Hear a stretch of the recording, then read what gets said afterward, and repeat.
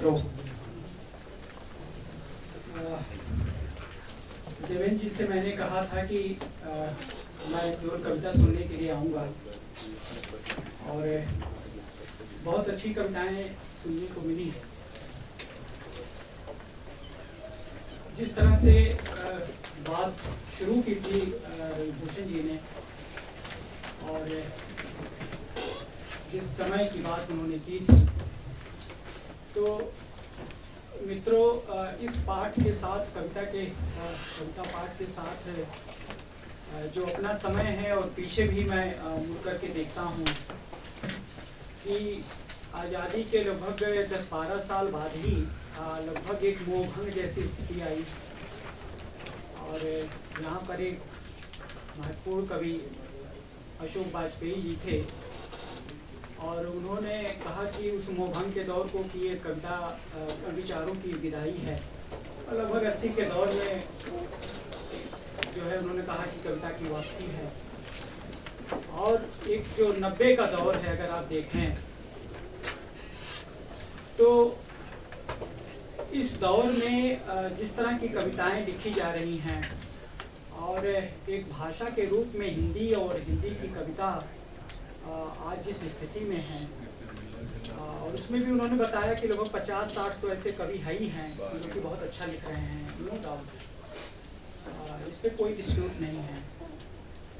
लेकिन मुझे आश्चर्य होता है कि जिस देश में हिंदी भाषी लोग कम से कम 50-60 करोड़ हों और उसमें 50 अच्छे लिखने वाले लोग हों, ये थोड़ा सा आश्चर्य में डालता है।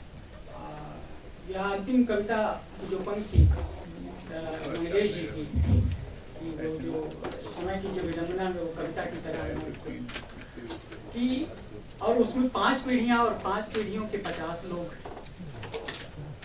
तो ये बड़ी आश्चर्य में डालने वाली चीज़ है और हिंदी की पूरी तरीके से विडंबना को दर्शाती है। मैं पहली बार इस शहर में इतनी बड़ी संख्या में यहाँ पर कविता सुनने के लिए और चर्चा में भाग लेने के लिए इतने सारे लोगों को देख रहा हूँ। मैं आपको बता रहा हूँ, नहीं तो जो हिंदी अकादमी की गोष्ठियाँ होती हैं और जगहों होती हैं उनके अपने लोग बैठे हुए होते हैं और दर्शकों और श्रोताओं के नाम पर बहुत कम लोग आते हैं। तो इतने विशाल देश में और हिंदी इतनी बड़ी भाषा और इतना बड़ा उसका बाजार और उसमें इतने कम कवि और कविता की जो हैसियत है और कवि की जो हैसियत है, तो वो मुझे लगता है कि एक चिंता का विषय है।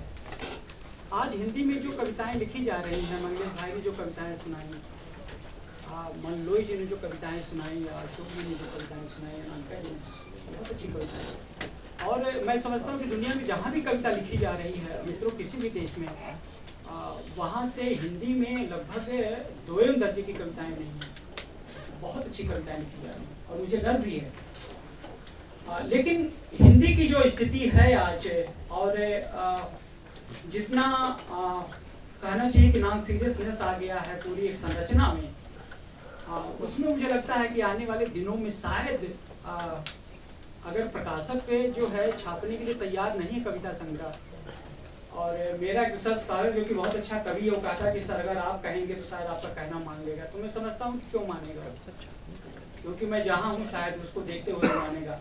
मैं अगर मैं वहाँ नहीं होता तो शायद वो मेरी नहीं सुनता। तो जहाँ कविता प्रकाशित होने के लिए, छपने के लिए संग्रह के रूप में जगह न बची हो, वहाँ पर कविता के लिए कितनी जगह होगी? क्या बाकी दुनिया में भी इसी तरह से भाषाओं की और उसके साहित्य की या उसमें लिखी जा रही कविता की स्थिति है? शायद उन्होंने बेहतर बनाया है अपनी चीज़ों को बहुत गंभीरता से लिया है, संवेदनशीलता से लिया है।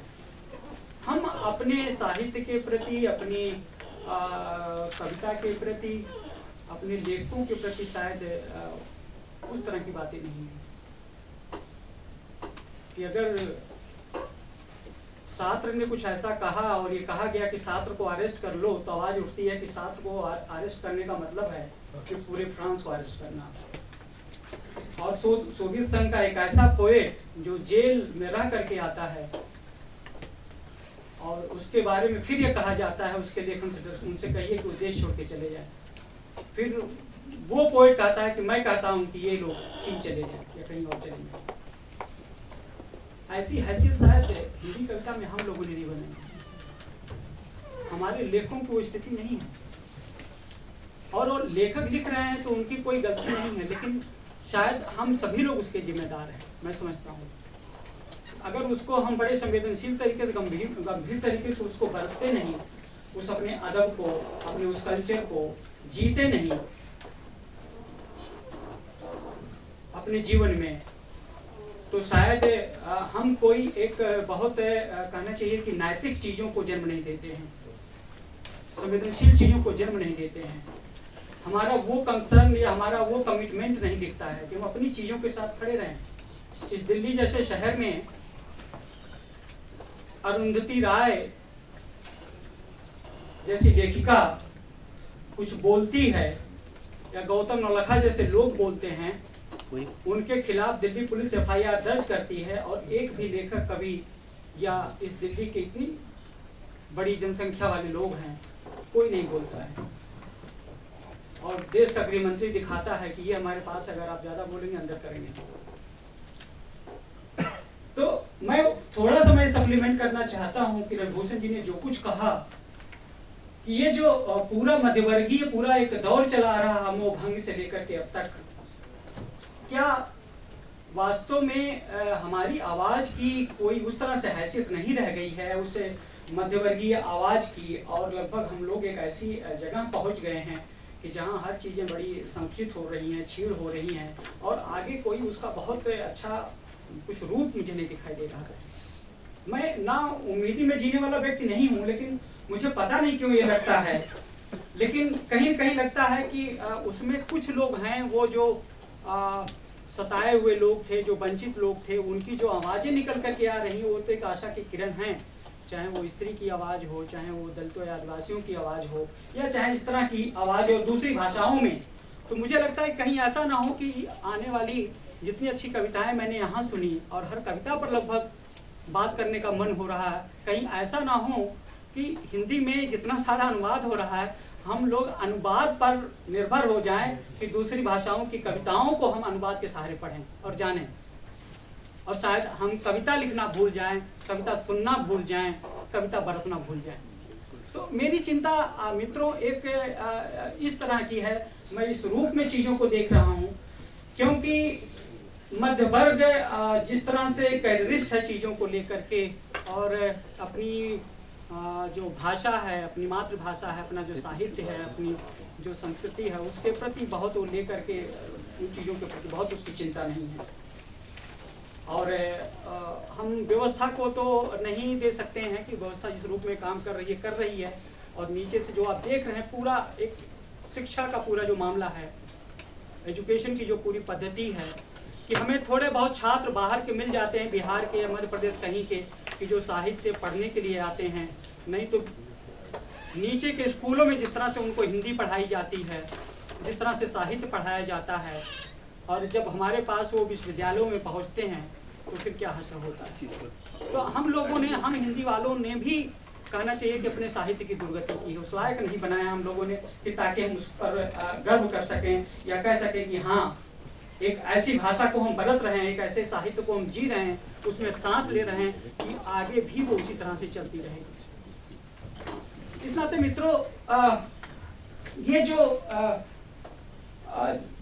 एक तरीके से जो मेन स्ट्रीम का पूरा मामला है, कविता की वापसी और विचारों की विदाई और लगातार एक विचारों की कंसिस्टेंसी जो चल रही है, मुझे लगता है कि निश्चित रूप से वो एक लेफ्ट का ट्रेडिशन है इस देश में, कि जहाँ पर अभी भी उस विचारधारा के लोग या उस वैचारिकी के लोग लगातार उस निरंतरता में अपनी सारी जितनी भी मनुष्य विरोधी चीज़ें हैं उसके खिलाफ वो कविता लिख रहे हैं, कर रहे हैं।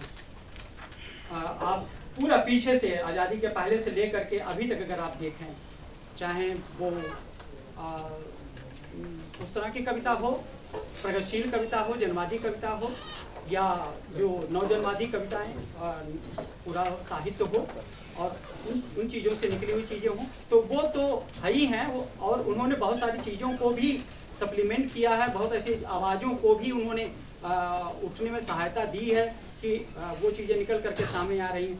लेकिन आज जिस चीज़ की मैं बात कर रहा हूँ, मुझे लग रहा है कि शायद भाषा के मामले में, शायद दूसरी सारी चीज़ों के मामले में वो चीज़ें दिखने में नहीं आ रही है। जो नए लोग कविता लिख रहे हैं, शायद उनको उस तरह की भाषा नहीं आती है, जिस तरह की भाषा में कविता आज हम सुन रहे हैं। जो भाषा है, जो उसका शिल्प है, जो उसका कथ्य है, और जिस तरह से वो अपनी पूरी परंपरा में और अपने कहना चाहिए कि अपनी प्रगतिशील या जनवादी परंपरा में व्याख्यायित होती है कि निहायत ही रद्दी किस्म का गद्य लिखा जा रहा है, और लिख करके उसको कविता के रूप में छपवा करके कवि के रूप में मान्यता। क्योंकि हमारे कुछ वरिष्ठ लोग हैं जो कि आजकल आशीर्वादी लाल की भूमिका में हैं, तो वहाँ भी काफ़ी कहना चाहिए कि यहाँ आकर टेक्स्ट की बात करेंगे या कुछ साहित्य की बात करेंगे, लेकिन बहुत ज़्यादा वो नुकसान करते हैं।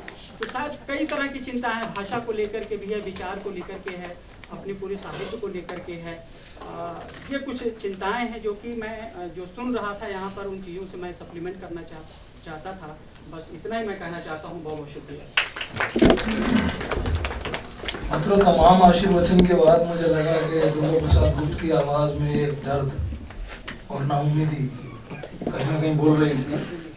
अब मैं चाहता हूँ कि हमारे बीच में अखलाक अहमद अहमद साहब हैं, तो वो हैं, उनसे गुजारिश है कि वो 2 शब्द कहें, और इसी बहाने से मैं भी एक शेर कहना चाहता हूँ आपसे। इसमें वो नाउम्मीदी पर याद आ गया कि बहुत पुराना एक शेर है हजरत दाऊद देहलवी का कि नाउम्मीदी बढ़ गई है इस कदर, नाउम्मीदी बढ़ गई है इस कदर कि आरज़ू की आरज़ू होने लगी। जी जो जहाँ से दुर्गा जी ने बात खत्म की थी, वहाँ से मैं थोड़ा सा शुरू उसके हवाले से बात कहूँगा। और फिर चूँकि मैं देर से आया था, कब लोगों को सुन पाया, तो उस बारे में आपकी खिदमत में कुछ अर्ज करना चाहूँगा। मैं बुनियादी तौर पे फ़ारसी का स्टूडेंट हूँ, फ़ारसी का तालिब इल्म है। और जो शिकवा इन्होंने किया कि यहाँ पे रीडरशिप की एक बड़ी वो है, और इस वजह से अदब का जो है जो रीडरशिप है वो एक बड़ा मसला है। और ये भी हमें देखना होगा कि ये ऐसा क्यों हुआ है, क्योंकि 60s तक और 50s 40s 30s तक उस वक्त हम देख रहे हैं एक साहब थे राम तीरथ फिरोजपुरी, आज उनका कोई नाम नहीं जानता उर्दू में, और शायद उर्दू में किसी ने उनके बराबर लिखा हो। उन्होंने तकरीबन अगर उनकी पूरी राइटिंग को देखें तो 60,000 सफ़े उन्होंने उस ज़माने में जो पॉपुलर लिटरेचर था इसमें उसको ट्रांसलेट किया, और इतने पॉपुलर थे कि एक एक नॉवेल कई कई एडिशंस आती थी और लोग पढ़ते थे और बहुत ही पॉपुलर थे। तो ये एक जो लिटरेचर को सिर्फ विभागों तक, हिंदी उर्दू या जो लैंग्वेज के विभाग हैं वहाँ तक महदूद कर दिया गया है, और वहाँ की ये हालत है कि बहुत कम लोग हैं जो रिसाले पत्रिकाएं पढ़ते हैं, ख़रीदते हैं, मुफ्त में आ गई तो ठीक है। तो ये इसके लिए सब जिम्मेदार हैं। और दूसरी ये कि अदब का ताल्लुक जो है, साहित्य का ताल्लुक, वो प्रोफेशन, अगर प्रोफेशनल तौर पे हम उसको कर रहे हैं वहीं से नहीं है। मैं चूँकि ईरान में रहा हूँ और वहाँ अक्सर जाता रहता हूँ, तो वहाँ पे आप देखेंगे कि जो FM चलती है, तो FM पे गाने नहीं चलते, बहुत कम। वहाँ पे जो शायर हैं, नए शायर हैं, बिल्कुल यंग 20-25 साल के, वो भी अगर कुछ लिख रहे हैं तो उनसे भी पूरा तबका आशना हो रहा है। और आप वहाँ जाइए, किसी टैक्सी वाले से बात कीजिए। हम लोग अक्सर बात करते रहते हैं जब टैक्सी पर सवार होते हैं कि आजकल कौन कैसा लिख रहा है, तो वो टैक्सी वाला बताएगा। पढ़े लिखों की तो बात अलग है। और ये नहीं है कि ये फलां साइंस के हैं और फलां, यहाँ पे ठाकुर साहब या तुलसी राम जी बैठे, ये एक्सेप्शन है, वरना आम तौर से ये सूरत हाल है कि जो लिटरेचर है वो जो पढ़ रहा है उस डिपार्टमेंट में उसी का है, लिटरेचर तो सबका है, जो ये ज़बान जानता है वो सबका है। ये एक बड़ा अलमिया है और इसी वजह से अदब जो है ऐसा नहीं है कि अच्छे लिखने वाले नहीं, यहाँ पे सुन के ख़ास तौर से मैं 2 लोगों के हवाले से बात करूँगा, शायद इस वजह से भी कि मैंने उनका नाम सुना है और जानता हूँ, एक माननीय डबराल जी और अनामिका जी के हवाले से कि और ख़ास तौर से जो उनका क्राफ्ट है शायरी का, उस हवाले से मुझे बहार एक बड़ा शायर है और बड़ा क्रिटिक है फारसी का, वो कहता है कि शेर दानी चिस्त मरवारीदी अज दरियाए अक्ल व शायरान अफसुनगरी कि इन तुर्फ मरवारीद सुफ्त। यानी तुम जानते हो कि शायर कौन है, शायरी क्या है, शेर क्या चीज़ है। ये अक्ल के दरिया का वो मोती है जिसको शायर उसमें पिरोता है। और ये जाहिर है कि जो चिंतन है और जो लफ्ज़ है, उन दोनों का जो बुनत है, जिसने उसमें कामयाबी हासिल कर ली, उसने शायरी को पा लिया या शायरी में वो आगे बढ़ गया। ख़ास तौर से अनामिका जी की जो नज़में थी, मुझे वो सुन के वो चीज़ मुझे याद आई, बहार का ये जो वो है। उसी तरह से एक शायर है सोहराब से पहली, जो बड़े कमाल का शायर है और आप लोगों ने शायद शायरी और पेंटिंग के हवाले से चीज़ें सुनी होंगी कि ये दोनों का बड़ा ही गहरा लगाव, वो खुद भी पेंटर है। मुझे लगता है, मैं नहीं जानता डबराल जी पेंटिंग भी करते हैं या नहीं करते हैं, लेकिन इनकी नज़में जो हैं वो दोनों का बड़ा खूबसूरत संगम है कि जिसमें शायरी भी है और चित्रकारी भी है। जैसे वो कहता है सोहराब से पहले कि मन मुसलमानम क़िबलम ये गुले सुर्ख जानम आजम चश्मे मोहरम नूर मन बा तपिश पंजरा वजू मिकुनम। तो पूरी एक तस्वीर खींच के रख देता है। तो जैसा कि दुर्गा जी ने भी कहा कि यहाँ पे जो मौजूदा जो कंटेम्प्रेरी हमारे हिंदी के कवि हैं, उनको सुन के और उनको देख के खुशी हो रही है और वाकई उनमें ये सलाहियत है, ये इस्तेदाद है, ये क़ुव्वत है कि वो दुनिया की किसी भी शायरी से आंखों में आंखें मिला के बात कर सकें। ज़रूरत इस बात की है कि जो हिंदी दां तबका है, जो हिंदी जानने वाला तबका है, वो उसको पढ़े, उससे इस्तेफादा करे और इसका दूसरी जगहों से मुआवजा करें। शुक्रिया दोस्तों। इस बेहद अच्छी गुफ्तगू के बाद असल में क्या है कि आन साहब ने बहुत हलीमी के साथ ये तस्लीम किया कि वो फारसी शोबे में तालिब इल्म है, इसमें वो फारसी शोबे में एक उस्ताद की हैसियत रखते हैं। और साथ में ये कि हमारे एमफिल के पीएचडी के शोध छात्र यहाँ पर मौजूद हैं, तो मैं चाहता हूँ कि आपके मन में अगर कुछ जिज्ञासा, कोई सवाल, शंकाएं हों, हमारे सब कवि लोग यहाँ पर बैठे हुए हैं, आप उनसे सीधे रूबरू हो सकते हैं तो अच्छा रहेगा। सर, मेरा एक प्रश्न है कि कवियों से, जो कवि यहाँ पे उपस्थित हैं, उनसे प्रश्न है कि बिहारी जैसा कवि, तो मैं मंगलेश डबराल जी से करूँगा, क्योंकि डबराल जी पत्रिका से भी जुड़े हुए हैं, जनसत्ता से भी जुड़े रहे हैं, और आजकल जो हिंदी की जितनी भी प्रथम पंक्ति की पत्रिकाएं हैं, उनमें जिस तरह की कविताएं छप रही हैं, उसमें टॉर्च की रोशनी की बात तो दूर है, उसमें वो भुकजोनी की भी रोशनी नहीं है, और वो कविताओं के नाम पे लगातार छप रही है। और जिन कविताओं में उष्मा भी है और रोशनी भी है, वो कविताएं मौन है और नहीं तो तहखाने में रखी हुई हैं, जिन पे अभी झोल पड़े हुए हैं। तो क्या ये हमारी जिम्मेवारी नहीं बनती है? दूसरा प्रश्न कि जिस समय रीतिकाल में बिहारी जैसा दरबारी कवि भी जैसिन को सचेत करता है कि अली कली हिंचो बिंदियो आगे कौन हवाल, और आज के समय में जब हमारी आलोचना किसी खास व्यक्ति के द्वारा या किसी खास उसको कहें कि हिंदी आलोचना की दशा और दिशा और बीच में अपनी भंगिमा डालने वाले पार्टिकुलर लोगों के द्वारा उन्हीं पे केंद्रित हो जाती है। वो कह दें कि ये ब्रह्मवाक्य है तो ब्रह्मवाक्य बन जाती है। तो क्या ये हिंदी आलोचना जिसमें जनतंत्रीकरण जिसका प्रथम एक मौलिक प्रवृत्ति है, उस जनतंत्रीकरण की जो हत्या हो रही है उस पे हमारे साहित्यकार मौन क्यों है? कोई प्रश्न बहुत लंबा हो गया है, आप टिप्पणी से बचिए, प्रश्न कीजिए और साथ में अपना नाम भी बताएं। प्रश्न यही है। हो गया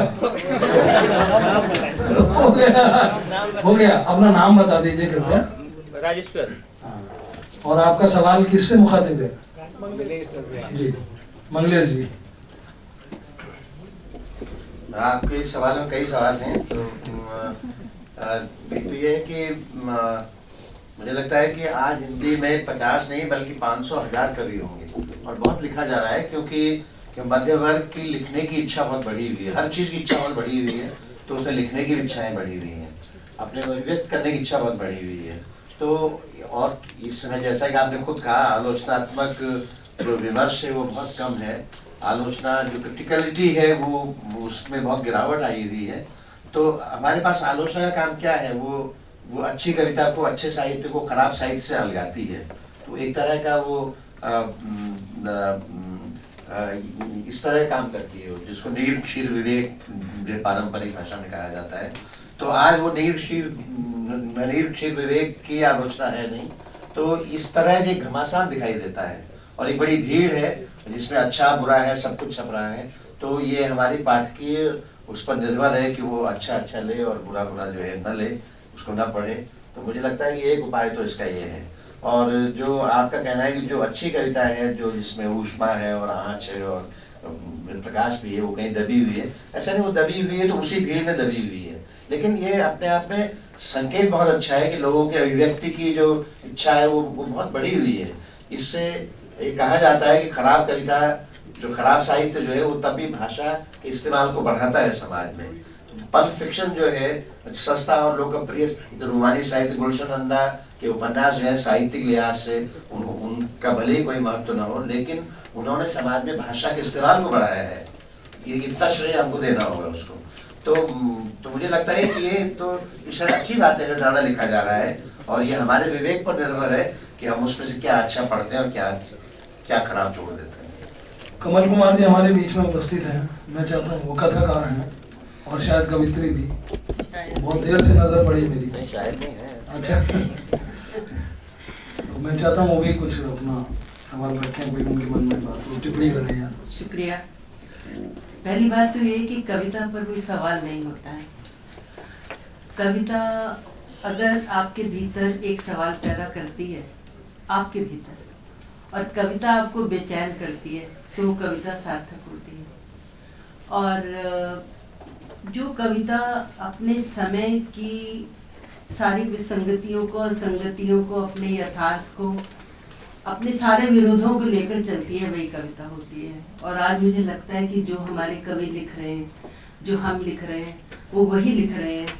वो चाहे आपको मंच पर या सभा में वो ताड़ियाँ बजाने की उसके लिए ज़रूरत नहीं होती है। मुझे लगता है कई बार कहा जाता है कि, मुझे याद है कि रघुवीर सहाय थे, एक बार वो कविता पढ़ रहे थे तो उन्होंने कहा ताड़ी क्यों बजा रहे हैं।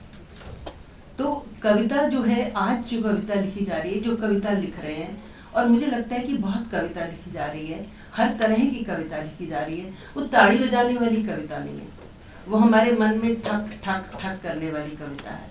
और कविता लिखना कभी बंद नहीं होगी। रिल्के ने कहा था ना कि तुम लिखोगे नहीं तो क्या करोगे। मधुमक्खी जो है वो मधु नहीं बनाएगी तो क्या करेगी। तो अब ये है कि इस पर सवाल नहीं है। बहुत सारे जो हैं वो बेचैन करती हुई बहुत सारी चीज़ें हैं जो हमारे मन में उठती हैं, और मुझे लगता है कि आज की कविता की यही सार्थक है। धन्यवाद। सर मेरा एक प्रश्न। हाँ, और कोई प्रश्न? मेरा सर एक प्रश्न है। नाम बता दीजिए अपना। मेरा नाम मनीष है सर। और प्रश्न किससे है?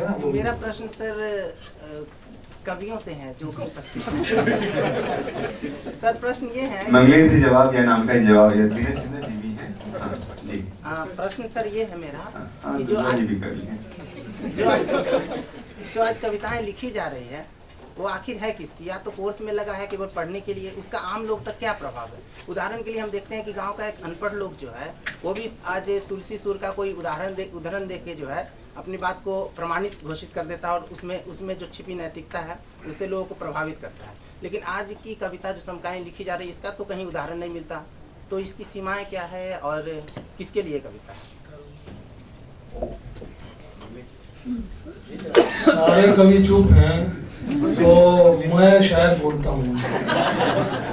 देखिए ऐसा है कि 500 साल हो गए हैं लगभग उन्हें, सूरदास को हुए।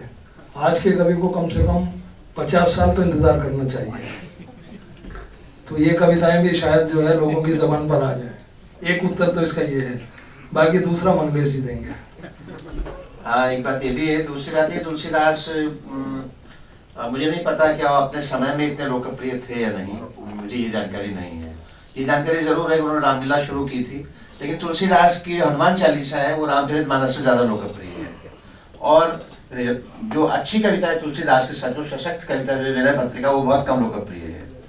तो कविता का पैमाना लोकप्रियता तो नहीं हो सकता है, एकमात्र पैमाना नहीं हो सकता है, कभी कभी हो सकता है। दूसरी बात यह है कि वही कविता लोकप्रिय हुई है जो लोक क्षेत्र में गई है, लोक वृत्त में गई है, जिसको पब्लिक स्फीयर कहा जाता है। तो पब्लिक स्फीयर में फिल्मी गाना होता है, पब्लिक स्फीयर में सिनेमा है, पब्लिक स्फीयर में रामलीला है, पब्लिक स्फीयर में नौटंकी है। तो जो कविता जो है पब्लिक स्फीयर में गई हो, मतलब शैलेंद्र ने कुछ बहुत अच्छी कविताएं लिखी हैं अपने फिल्मी गीतों में, या मजनू ने लिखी है, शायर ने लिखी हैं। या शायर ने तो अपनी पुरानी शायरी को ही सिनेमा में दे दिया, तो उन्होंने अलग से बहुत कम लिखा। तो जब वो फिल्मी गीत की शक्ल में ढलकर आई तो काफी लोकप्रिय हो गई। तो यानी इससे दो बातें निकलती हैं। दो बातें, एक बात ये है कि एक कविता जब दूसरी विधा में जाती है, जब किसी दूसरे माध्यम में जाती है, तो वो लोकप्रिय हो सकती है। वो चाहे नाटक हो, चाहे चित्र हो, चाहे संगीत हो, चाहे संगीतबद्ध होना हो उसका। एक बात। दूसरी बात है कि तुलसीदास अपने समय में उतने लोकप्रिय तो शायद नहीं रहे होंगे जितने वो 500 वर्ष के बाद आज हमको दिखते हैं। लाला शायद तब लोकप्रिय थे जब वे अपने गीतों को हारमोनियम पर गाते थे। बिना हारमोनियम के जब वो गाते थे शायद तो उतने लोकप्रिय नहीं रहे होंगे। मुझे नहीं मालूम कि राम की शक्ति पूजा अपने समय में लोकप्रिय रही या नहीं।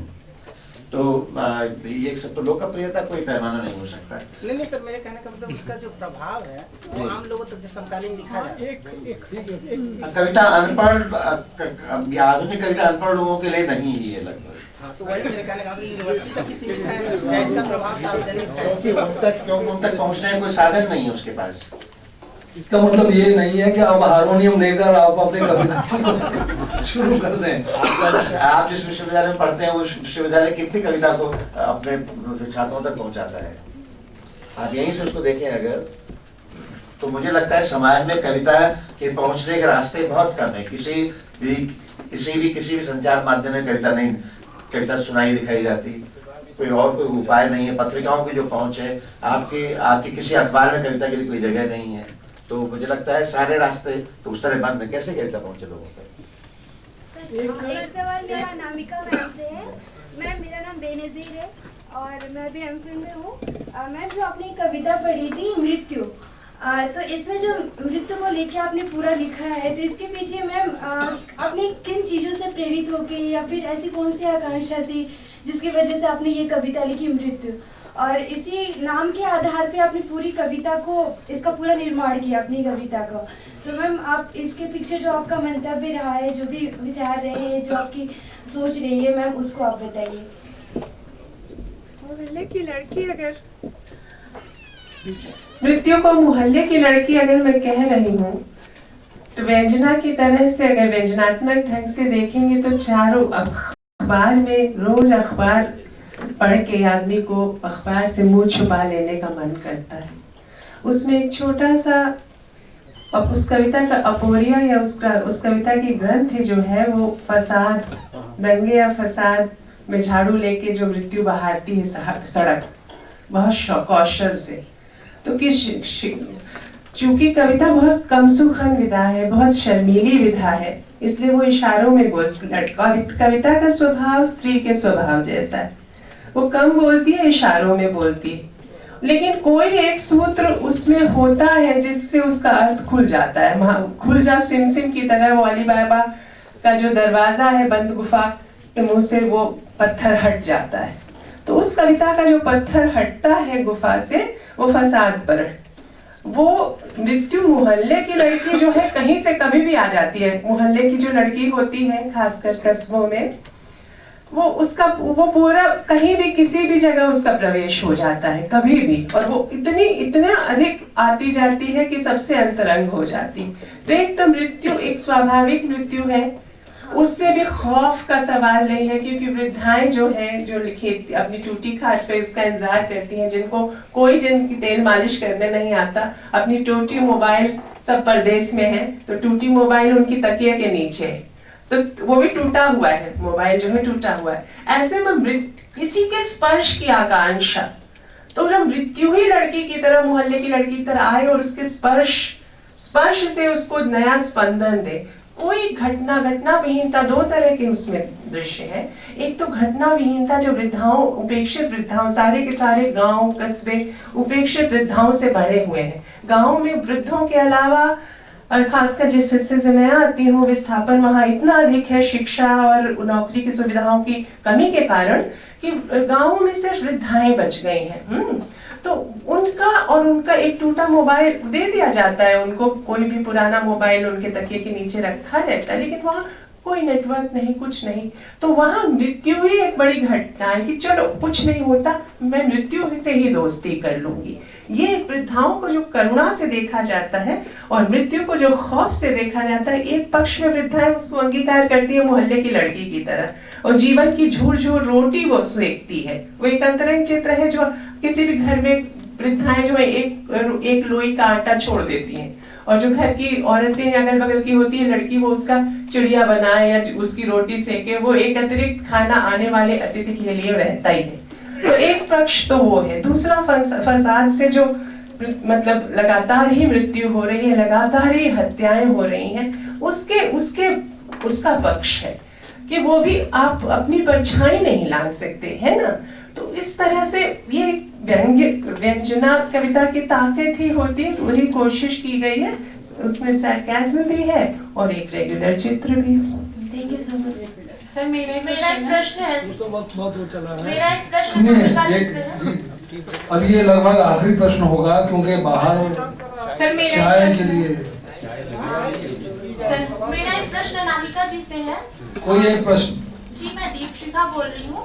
अनामिका मैम से मेरा एक प्रश्न है कि उनकी जो पहली कविता थी उससे ये बोध होता है कि जो लोग जो है गलत कर रहे हैं, उनका भी अपना दुख है, तो उनको किस तरीके से हम सजा दे सकते हैं। तो क्या ये हमारी प्रतिरोधी चेतना को कुंद करने वाली धारणा नहीं है? ये बहुत अच्छा सवाल आपने पूछा। ये लगातार उसको ऑन करते हैं।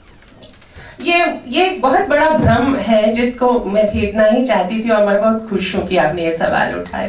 न्याय और करुणा ये दोनों महाभाव हैं, है ना। हर जगह, हर संस्कृति में एक महाभाव है करुणा और एक महाभाव है न्याय। इसका द्वंद्व हमेशा ही चित्त में रहता है ना। और इसका एक ही उसकी इस गुत्थी को उलझाने का कि मैं अंतरंग संबंधों में, अंतरवैयक्तिक संबंधों में हम क्षमा अख्तियार कर सकते हैं। अगर मुझे कोई तंग कर रहा है, लगातार कर रहा है, तो ये मैं उसको बर्दाश्त कर सकती हूँ। अंतरवैयक्तिक संबंधों में क्षमा ही सबसे बड़ी चीज। लेकिन कोई मेरे सामने किसी और को तंग कर रहा है तो मैं न्याय के लिए ही उठूंगी और वहां संघर्ष ही होगा। तो अब ये दो महादर्शन जो कहते हैं कि हमारे महाप्रमेय जो है दो ढह गए हैं, जो महाप्रमेय ढहे नहीं है, उनका पुनर्निर्माण हो रहा है। और ये दुचित्ता जोपन है, उसमें भी न्याय का क्षरण नहीं हुआ है। मार्क्स अगर बुद्ध से कॉन्फ्रेंस कॉल करने के लिए उठते हैं तो नया ही एक प्रमेय, एक नया दास कैपिटल ही लिखा जाना है। और आत्मसंघर्ष जो है वो बाहरी संघर्ष को कभी डिनाई नहीं करता, बल्कि उसको एक अच्छा मतलब बैकड्रॉप देता है, उसको संपोषण देता है। और कोई भी जो बिना तोला हुआ प्रहार है या संघर्ष है, उसकी नियति बहुत ही, अपने मुक्तिबोध की चर्चा की सुनी ही, आत्म संघर्ष से ही बाहरी संघर्ष प्रदीप्त होता है, क्योंकि वो अंधा प्रहार नहीं करना चाहता। तो करुणा जो है एक फिल्टर का काम करती है, बहुत सीधा सूत्र है कि मैं अपने अंतर वैयक्तिक संबंधों में क्षमा, और सामाजिक अगर अन्याय हो रहा है तो न्याय के लिए उठ खड़ा होना, इसी भगवंत से लिखा है। धन्यवाद मित्रों। अब ये केवल आखिरी टिप्पणी है जो अधूरी रह गई है, तो दुर्गा प्रसाद जी करना चाहते हैं, उसके बाद ये सभा संपन्न। एक मिनट रुक जाइए, बस बैठिए। बहुत छोटी सी टिप्पणी है, एक्चुअली मनीष भाई बोल चुके हैं।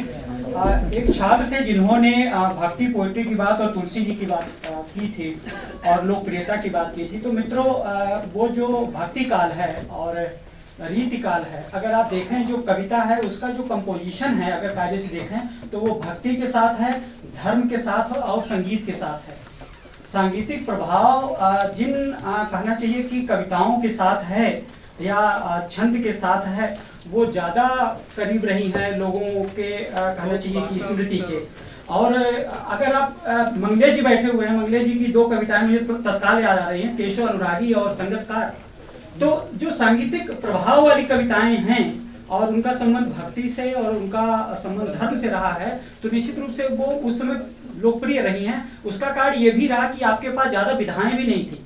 ले देकर के कविता और नाटक दो ही सृजनात्मक विधाएं थी, तो ले देकर कविता बहुत लोकप्रिय विधा थी। लेकिन आधुनिक युग में आने के बाद जितना सारे आपकी सृजनात्मकता का विस्फोट होता है, तमाम विधाओं का जन्म होता है और आपका जीवन एक दूसरी तरीके से होता है, आप कविता को आप रीति काल से या भक्ति काल से परिभाषित नहीं कर सकते हैं उसकी लोकप्रियता से। ये हमेशा ध्यान रखिए कि वो समय रहता है और जहां पर संगीत के साथ उसका संबंध होता है, वो सांगीतिक प्रभाव लेकर के लोकप्रियता के क्षेत्र में जाती ही जाती है। मित्रों, शायद हम बोल रहे हैं कि आचार्य रामचंद्र शुक्ल का एक वाक्य मुझे याद आ रहा है कविता के बारे में, कि बहुत मुस्तनद, एक बहुत विश्वसनीय धारणा उनकी थी कि छंद कविता की आयु है ना। तो इसका आशय बहुत दूर तक जाता है, उसके बारे में विस्तार से कहने की आवश्यकता नहीं है यहाँ पर। तो अब एक प्रश्न जो आपका बचा हुआ है, सिर्फ जी अपना नाम बता। ऐसा करते हैं कि तो आप ही दे दीजिएगा, गोविंद जी इसका जवाब दे दें। जिस तरह से अपराधीकरण का संगठन बढ़ने लगा है या संगठित अपराध बढ़ने लगा है, उसी तरह से साहित्यिकता में भी संगठन की शक्तियाँ बढ़ रही हैं। इस तरह से आप कहिए कि जुगाड़ू साहित्य जो है इस समय एकदम बढ़ा हुआ है। आलोचना से लेकर के रचना तक अगर कोई स्वतः स्फूर्त नया चीज लिखना चाह रहा है या छपना चाह रहा है, तो ये जो प्रायोजित ताकतें हैं विश्वविद्यालयों से लेकर के पुरस्कार मंडलियों तक जो फैली हुई हैं, उनको आने नहीं देती हैं। इनको लेकर के या इनके संगठित अपराधीकरण को रोकने के लिए प्रश्न हाँ वही प्रश्न आ रहा है, कौन सी कविता है या कौन से कवि हैं हमारे समय के जो उसको रेखांकित कर रहे हैं या हमें बचाने के लिए आ रहे हैं।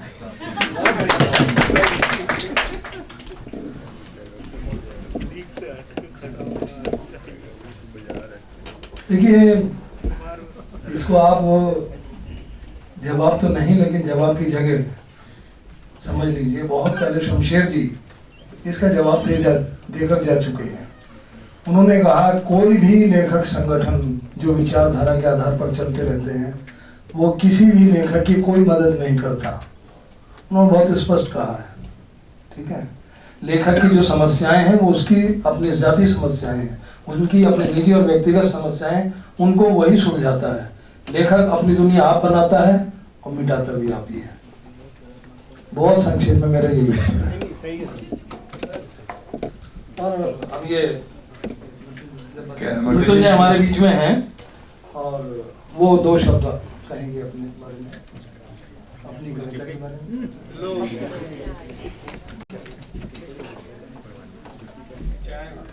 आप कोई टिप्पणी अगर करना चाहें तो अच्छा है।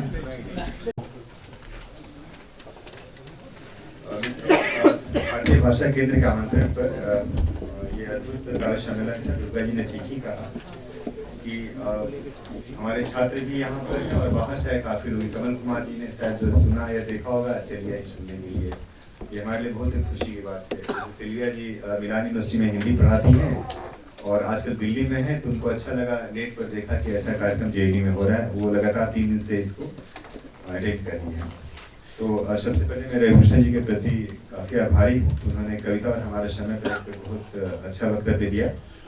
उसके बाद आज के हमारे कवियों में अशोक वाजपेयी ने, मंगलेश डबराल जी, लीलाधर मंडलोई जी, अनामिका जी, बद्रीनारायण जी, दिनेश सिंगल जी, जयप्रकाश कर्दम जी, मकरंद राजपे और हमारे परिसंवाद रविकेश मिश्र जी, और परिसंवाद में भाग लेने वाले हमारे अतिथि वक्ताओं में और हमारे पाठक श्रोताओं में दुर्गा प्रसाद गुप्ता जी, मृत्युंजय प्रभाकर थोड़ा देर से आए, और उनीता सैदानंद जी, अखलाक जी और मरीन जी थे यहाँ बैठे हुए। ऐसे मैं अपने सभी साथियों के प्रति और मित्रों के प्रति और आलोचकों के प्रति और अपने पाठक और श्रोताओं के प्रति आभार व्यक्त करता हूँ कि भारतीय भाषा केंद्र की ओर से आयोजित इस परिसंवाद में मैंने हिस्सा लिया, कवियों की कविताएं सुनी, इनसे बातचीत की, और ये बहुत मणि जी से हमारी बातचीत हुई थी, प्रेम का मणि से। कल आपने कहानी पाठ इनका सुना होगा कि कल भी कहानी पाठ लोगों ने बहुत इत्मीनान से धैर्य से सुना, और 6 कहानीकारों ने, कथाकारों ने अपने उपन्यास और कहानी का पाठ किया, और शायद ऐसा पहली बार हम लोगों ने पूरा सत्र ही इस तरह से रखा। हमें बहुत डर भी था कि पता नहीं क्या मतलब स्वरूप होगा, किस तरह से पाठक उसको लेंगे, हमारे दर्शक श्रोता, लेकिन सबने बहुत धैर्य से सुना। इसके बाद हम चाय के लिए एकत्रित होंगे और फिर पुनः 5:15 बजे हमारा समापन सत्र है। उस सत्र में ओम थानवी उसके मुख्य वक्ता हैं, और उस सत्र का हमने एक शीर्षक दे रखा है, साहित्य, पाठक समुदाय और हमारा समय। तो पुनः हम 5:15 बजे उस सत्र में यहाँ इकट्ठा होंगे चाय पी करके। इस बीच हम आपसे आग्रह करेंगे कि हमारे कवि जो हैं अनामिका जी या मंगलेश,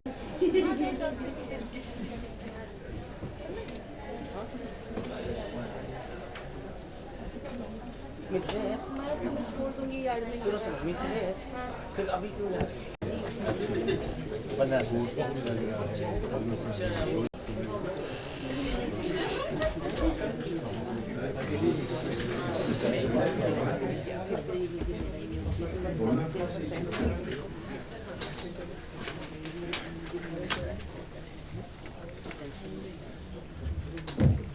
मित्रों, इस 3 दिवसीय परिसंवाद के, राष्ट्रीय परिसंवाद रचना पाठ के अंतिम सत्र में आप सबका स्वागत है। और आज का सत्र, जो अंतिम सत्र है, इसमें हम लोगों ने इस बात की परिकल्पना की थी कि खास करके हम लोग कई बार अपनी बहस में,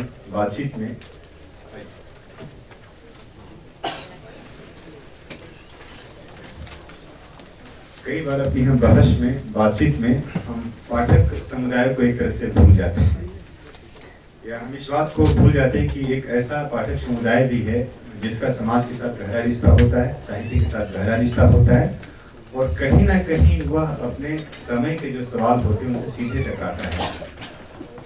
और इन्हीं सारे संदर्भों को लेकर के हमने आखिरी समापन सत्र की जो परिकल्पना की थी, हम मिल बैठ करके इसमें हमने 2 कंसेप्ट रखा था कि हम इसमें एक ऐसे व्यक्ति को आमंत्रित करें वाकई जिनका एक तरह से पाठक समाज के साथ गहरा रिश्ता हो, जो रोजाना जो आज की दुनिया में घटित हो रहा है उससे वाकिफ हो। और इसीलिए हमें लगा कि ओम थानवी जी जो जनसत्ता के संपादक हैं और बहुत ही मतलब इनकी विचारक हैं, और बहुत ही गंभीरता के साथ उन्होंने साहित्य के सवालों पर विचार किया है। हमने उनको आमंत्रित किया और उन्होंने हमारा आमंत्रण स्वीकार किया, तो इसके लिए हम उनके बहुत आभारी हैं कि इस कार्यक्रम में आए हुए। और आज के सत्र में हमारे विश्वविद्यालय के रजिस्ट्रार डॉक्टर संदीप चटर्जी जी हमारे बीच में हैं। ये भी हमारे लिए महत्वपूर्ण बात इसलिए है कि संदीप चटर्जी जी सिर्फ रजिस्ट्रार नहीं है, बल्कि ये कविताएं भी लिखते हैं और हिंदी की दुनिया के साथ इनका गहरा रिश्ता है। हमारे विश्वविद्यालय की जो पत्रिका परिसर आपने जो देखी, इनके और हमारे कुलपति प्रोफेसर सुधीर कुमार शकोरी जी के प्रयास से हिंदी में निकल पाई कि एक अच्छी पत्रिका हमारे सामने हिंदी में आई। और वाकई हम लोग लगातार इस बात की कोशिश से, इनकी तरफ से ये होता है कि हिंदी में हम जितना इस विश्वविद्यालय में काम कर पाएँ उतना ही बेहतर होगा। इसमें काफ़ी सपोर्ट हमें मिलता है। आज हमारे 2 वक्ता हैं इस सत्र के, तुलसीराम जी हैं और आपके ओम थानवी जी हैं। लेकिन सबसे पहले मैं डॉक्टर गणपत से आग्रह करूँगा कि ये 2 दिन का जो परिसंवाद हुआ उसकी एक छोटी सी रिपोर्ट आप सबके सामने रखें, और उसके बाद फिर मैं तुलसीराम जी को आमंत्रित करूँगा। गणपत। बहुत बहुत शुक्रिया सर। इस 3 दिवसीय संगोष्ठी का जो आयोजन किया गया है, इसमें विश्वविद्यालय में अकादमिक आयोजनों की जो परंपरागत प्रवृत्ति होती है उससे थोड़ा सा इसकी परियोजना जो इसकी योजना इसको अलग तरह से किया गया है। इस सेमिनार का उद्घाटन 25 तारीख को हुआ था, जिसके उद्घाटन सत्र में प्रोफेसर नंबर सिंह ने उद्घाटन वक्तव्य दिया था और उद्घाटन प्रोफेसर सुदीप कुमार सपोरी विश्वविद्यालय के जो कुलपति हैं उन्होंने किया था। उद्घाटन सत्र में भारतीय भाषा केंद्र के अध्यक्ष प्रोफेसर रामबख्श ने इस आयोजन की विशेषता पर प्रकाश डालते हुए कहा था कि आमतौर पर विश्वविद्यालय में जो आयोजन हो रहे हैं उनमें रचनाशीलता उस तरह से सामने नहीं आ पाती है, लेकिन इस आयोजन में हमने इस तरह की कोशिश की है कि जिनमें लेखक और जो रचनाकार हैं वो भी अपनी रचनाओं का पाठ करें और रचनाशीलता को भी उतनी ही जगह मिले जितने की आलोचना को मिलती है। डॉक्टर देवेंद्र चौबे जो इस परिसंवाद के संयोजक हैं, उन्होंने आज के हमारे साहित्य की और आज का जो हमारा समय है उसके यथार्थ पर प्रकाश डालते हुए कहा कि 90 के बाद के बदलते हुए आर्थिक और राजनीतिक परिदृश्य ने आज के हमारे साहित्य को बहुत गहरे से प्रभावित किया है और इस साहित्य बहुत गहरे से प्रभावित किया है। जिस साहित्य को हमारे सामने जिस रूप में यह अभिव्यक्त होता है उसे समझने के लिए हमें समाज विज्ञान के साथ साथ दूसरे अनुशासनों से भी जोड़ना पड़ेगा। इसी अपने संगोष्ठी परिसंवाद का उद्घाटन करते हुए प्रोफेसर सुदीप कुमार सपोरी ने इसी बात को रेखांकित करते हुए कहा कि विश्वविद्यालय अभी ट्रांसडिसिप्लिनरी, जिसको हम मोटा मोटी हिंदी में अंतर्शासनात्मकता कहते हैं, उसकी तरफ बढ़ रहा है। यह इस परिसंवाद में उसी रूप को उसी मल्टीडिसिप्लिनरी रूप को अभिव्यक्त होते हुए देखता हूँ।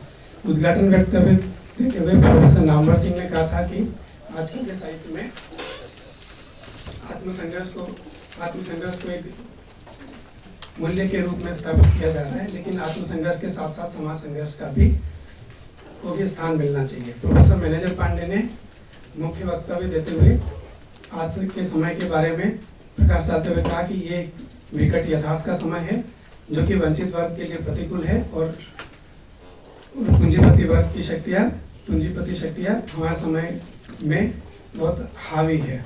इसी सत्र में प्रोफेसर केदारनाथ सिंह, वरिष्ठ कथाकार मृदुला गर्ग और संजीव ने अपनी रचनाओं का पाठ किया।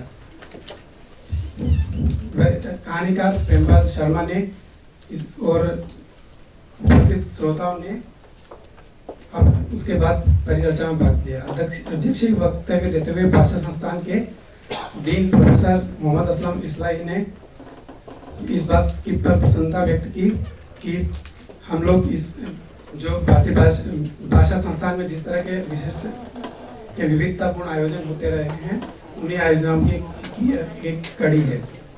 धन्यवाद ज्ञापन विश्वविद्यालय के जनसंपर्क अधिकारी प्रोफेसर पूनम उदेशा ने किया। अगले दिन कथा सत्र आयोजित हुआ था जिसमें मुख्य वक्तव्य देते हुए प्रोफेसर रोहिणी अग्रवाल ने वर्तमान कथा परिदृश्य और उसके विविध स्वरूप का रेखांकित किया। इस सत्र में पंकज बिष्ट, प्रेम कुमार मणि, सुजन विश्वनाथन, सूर्यनाथ सिंह, राकेश तिवारी आदि रचनाकारों ने अपनी रचनाओं का पाठ किया। इसके बाद हुए परिसंवाद में हरिराम मीणा, शौरा सिंह बेचन, संजीव कुमार, बलवंत कौश, नीता चतुर्वेदी, डीके लोबियाल, मोइनुद्दीन जीना बड़े, मजा मेहती हुसैन, ओम प्रकाश सिंह, रामचंद्र, गंगा साय मीणा, एन चंद्रशेखरन के साथ ही भारतीय भाषा केंद्र और अन्य विभागों से आए अध्यापकों और छात्रों ने हिस्सा लिया। उसके बाद आज तीसरे दिन काव्य सत्र का आयोजन किया गया जिसमें मुख्य वक्तव्य प्रोफेसर रवि भूषण ने दिया। उन्होंने आज के समय पर प्रकाश डालते हुए कहा कि हमारा समय जो है वो पुराने कवियों से, कुछ पीढ़ी के पहले के कवियों से आज बदल चुका है। उस समय सिर्फ पूंजी से आक्रमण समय था, जबकि आज जो है उस पूंजी का विकराल रूप हमारे सामने है। इसलिए हमारे समय के कवियों के सामने अलग तरह की चुनौतियां हैं। इस सत्र में अशोक वाजपेयी, मंगलेश डबराल, लीलाधर मंडलोई, अनामिका, बद्रीनारायण, दिनेश सिंघल, जयप्रकाश कदम, मकरंद परांजपे और रविकेश मिश्र ने अपनी कविताओं का पाठ किया। दुर्गा प्रसाद गुप्त, उनीता सच्चिदानंद, मणिंद्र नाथ ठाकुर, अखलाक अहमद आहन के साथ ही विश्वविद्यालय के अध्यापकों और छात्रों ने इसमें हिस्सा लिया। और इसके बाद हम अभी समापन सत्र की ओर बढ़ रहे हैं। धन्यवाद।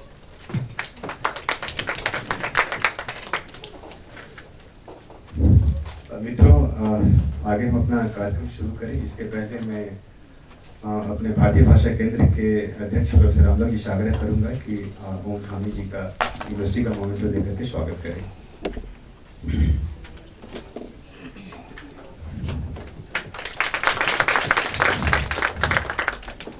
हमारे बीच थानवी जी एक मेहमान आई हुई हैं। उन्होंने वेबसाइट पर हमारा इंटरनेट पर देखा यूनिवर्सिटी के इस कार्यक्रम को। वो मिलान यूनिवर्सिटी इटली में प्रोफेसर सिबिया जी पढ़ाती हैं हिंदी। तो मैं अपने रजिस्ट्रार डॉक्टर संदीप चटर्जी से आग्रह करूंगा कि उनका भी स्वागत करें। ये मिलान यूनिवर्सिटी इटली में हिंदी पढ़ाती हैं।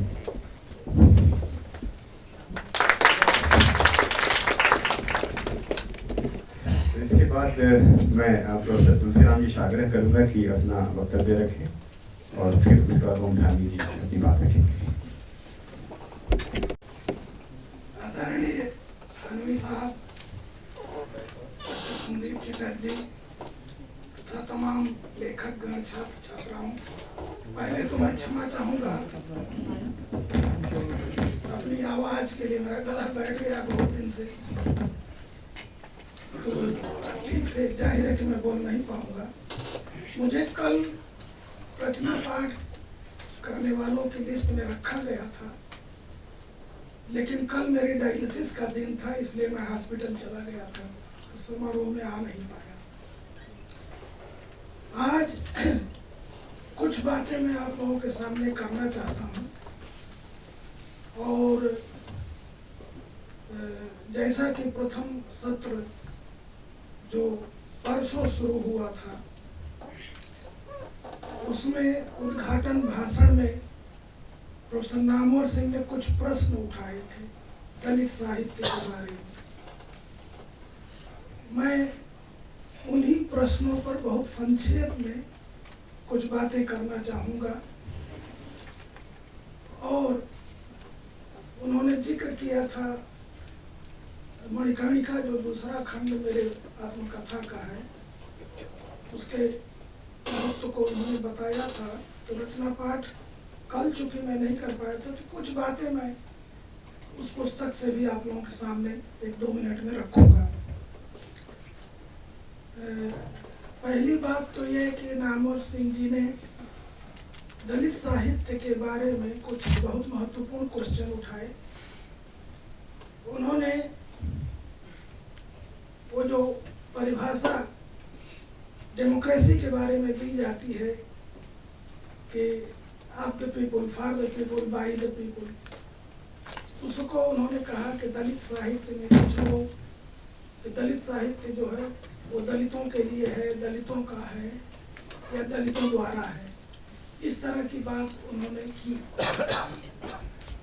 जाहिर है कि दलित लेखकों का एक हिस्सा है जो इस तरह की संकुचित विचारधारा का शिकार है। मैं नहीं समझता हूँ कि दलित साहित्य सिर्फ दलितों द्वारा या दलितों के लिए या दलितों का है। दलित साहित्य जो है ये भारतीय साहित्य का एक बहुत ही अभिन्न अंग है। ये भारतीय साहित्य से अलग नहीं है। प्रोफेसर केदारनाथ सिंह ने अपने संक्षिप्त विवरण देते हुए कविता पढ़ने से पहले उन्होंने कहा कि उनके जमाने में जो संत साहित्य था या संतों द्वारा, उसकी कल्पना कभी पाठ्यक्रमों में नहीं की जा सकती थी। एक तरह से दुराव था उसके प्रति, लेकिन आज वो स्थिति नहीं है। बिना संत साहित्य भक्ति काल के जितने भी कवि हुए, उसमें अधिकतर संत तो दलित वर्ग से, पिछड़े वर्ग से आते थे और उनके खिलाफ तरह तरह की बातें थी। पलटू दास को अयोध्या में जिंदा जला दिया गया था, तुकाराम की हत्या कर दी गई थी महाराष्ट्र में। इस तरह से अनेक संतों के बारे में बहुत उनके खिलाफ एक तरह से भावनाएं भड़की थी, क्योंकि वो जाति व्यवस्था का विरोध करते थे। नाभा दास का जो भक्तमाल है, उस पर जो प्रिया दास की टीका है, कितना अत्याचार संतों पर किया गया उसका पूरा विवरण मिलता है। तो जब भी ये मेरे कहने का मतलब है कि भारत में जाति व्यवस्था का विरोध जब भी हुआ या जिसने भी किया, उसको नेस्तनाबूद करने की कोशिश की गई। बुद्ध इसके सबसे बड़े उदाहरण हैं कि उनको समाप्त ही कर दिया गया। हमारे देश में कोई निशानी नहीं छोड़ी गई, हजारों लाखों मैन्युस्क्रिप्ट्स जलाई गई जो बौद्ध मैन्युस्क्रिप्ट्स थी, उससे पूरा भारत का इतिहास गायब हो गया। कुछ मैन्युस्क्रिप्ट्स श्रीलंका वाले और चीन, उन लोगों ने उसको प्रिजर्व किया, किसी तरह से बचाया। अब उससे बहुत सारा इतिहास बाद में पता चला। संतों के साथ यही हुआ। और मैं समझता हूँ कि दलित साहित्य, आधुनिक दलित साहित्य जब से लिखा जाने लगा, और उसका इतिहास बहुत पुराना नहीं है, यद्यपि उसकी जड़ें बौद्ध साहित्य और ये जो संत साहित्य है उसमें बड़ी गहराई से मिलती है। मूल चीज ये था कि हर काल में जो जाति व्यवस्था विरोधी साहित्य जब भी लिखा गया, उसके विरोध में धार्मिक शक्तियां खास करके बहुत जबरदस्त वो विरोध में उसके आई थी। जैसा कि केदारनाथ सिंह ने कहा कि उनके समय में जब वो स्टूडेंट थे तो संत साहित्य वो कोर्स में नहीं लगता था। और उन्होंने उदाहरण भी दिया कि शुक्र है कि हजारी प्रसाद द्विवेदी ने कबीर पर लिख करके उनको एक तरह से एकेडमिक जगत में तो स्थापित किया और कबीर पढ़ाए जाने लगे। मैं समझता हूँ कि उसी परंपरा में जिस तरह से बौद्ध साहित्य का विरोध हुआ, संत साहित्य का विरोध हुआ, उसी वही परंपरा एक तरह से एक हिस्से में भारत के जारी है कि जो दलित साहित्य के विरोध में बातें आ रही हैं। लेकिन उसके लिए कुछ दलित साहित्यकार भी जिम्मेदार हैं जो इस संकुचित विचारधारा का प्रसार कर रहे हैं कि दलितों द्वारा लिखा गया साहित्य ही दलित साहित्य है। मूल चीज यहाँ है जो नामो सिंह परसों ये मुद्दा उठाए थे, उस संदर्भ में मैं कहना चाहूंगा कि चाहे बौद्ध साहित्य हो चाहे संत साहित्य हो, ये सारे जाति व्यवस्था के विरोध में उत्पन्न हुए थे। दलित साहित्य भी उसी कड़ी में जाति व्यवस्था के विरोध में है। मेरी समझ है कि जाति व्यवस्था के विरोध में लिखा गया साहित्य ही दलित साहित्य है, वो चाहे कोई भी लिखे। एक नामोद सिंह जी के सामने ही इसी तरह की कुछ बातें उन्होंने उठाया था 2 महीना पहले गुजरात के गांधीनगर में। वहाँ के साहित्य अकेडमी ने एक सेमिनार बुलाया, मैं भी उपस्थित था, तो वहीं पर मैंने वो बात कहा था, उसी को दोहरा रहा हूँ। संजोग बस नामोद सिंह यहाँ नहीं है। ये बात मैंने ये कहा जब ये सवाल उठाए जाने लगे कि दलित साहित्य आखिर क्या है, किसके द्वारा लिखा है, ये सब। मेरी ये टिप्पणी थी उन सवर्णों के बारे में कि जिनके बारे में दलितों का एक हिस्सा कहता है कि कोई सवर्ण दलित साहित्य नहीं लिख सकता है। मैं हमेशा इस बात का प्रचार करता रहा हूँ, अभी रिपीट करता हूँ उसी बात को, कि जाति व्यवस्था के खिलाफ लिखा गया साहित्य जो है वो दलित साहित्य है।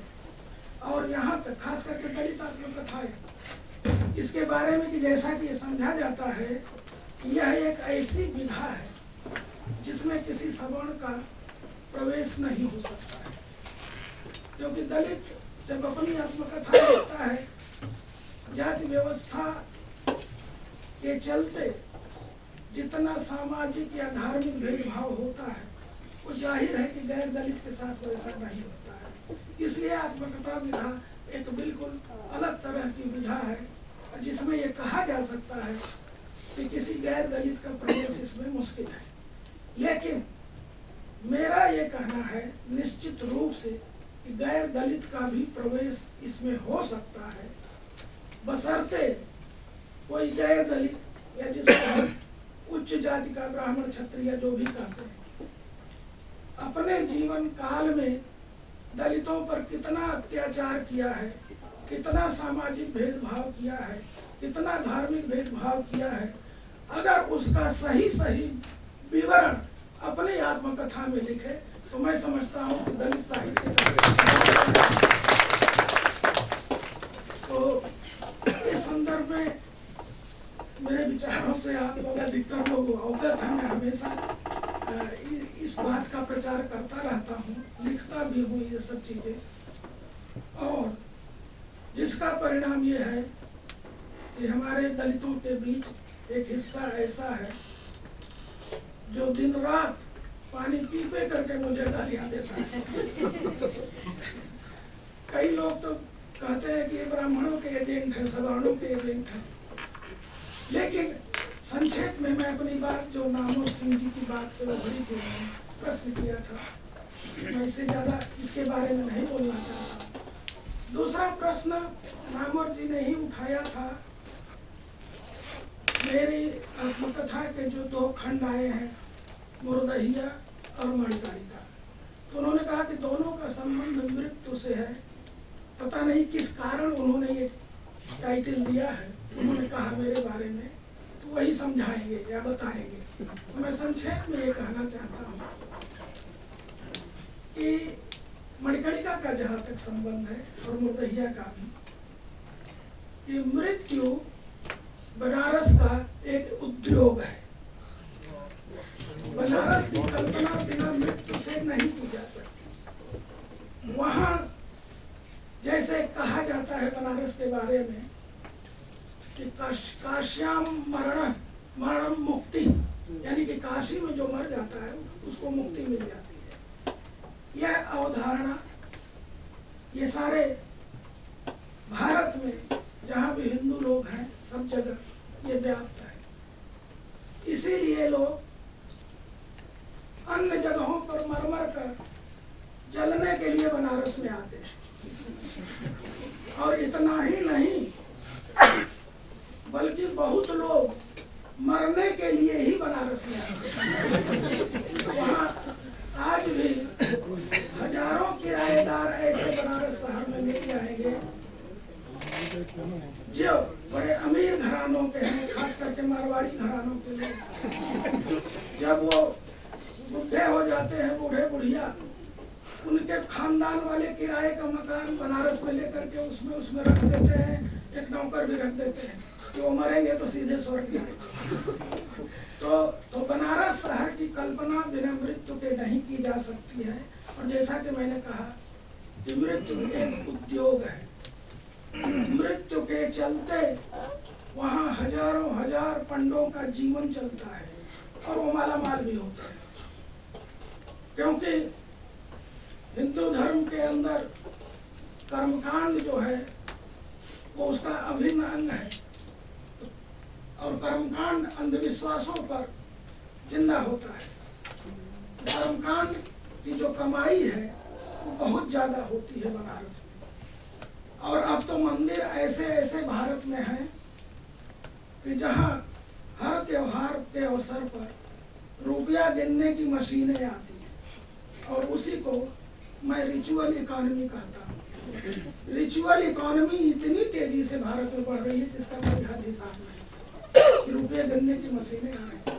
बनारस तो उसका गढ़ है, पता नहीं चलता है ऐसे, लेकिन तो हजारों लोगों का जीवन जो है वो मृत्यु पर वहाँ आधारित है। ये संदर्भ में जहाँ तक मुर्दहिया का सवाल है, मैंने लिखा है शुरू में कि मुर्दहिया हमारे गांव की एक ऐसी लोकेशन थी जिसमें गांव के मुर्दे जलाए जाते थे, और दलितों में जो शिव नारायण पंथ के लोग होते थे उनको दफनाया जाता था मुसलमानों की तरह। और उसी तरह से उस मुर्दहिया में जानवरों की खालें निकाली जाती थी, हजारों की संख्या में वहाँ गिद्ध इकट्ठा हो जाते थे। वो जंगल था, जंगली एरिया था, लेकिन गांव के जस्ट बगल में।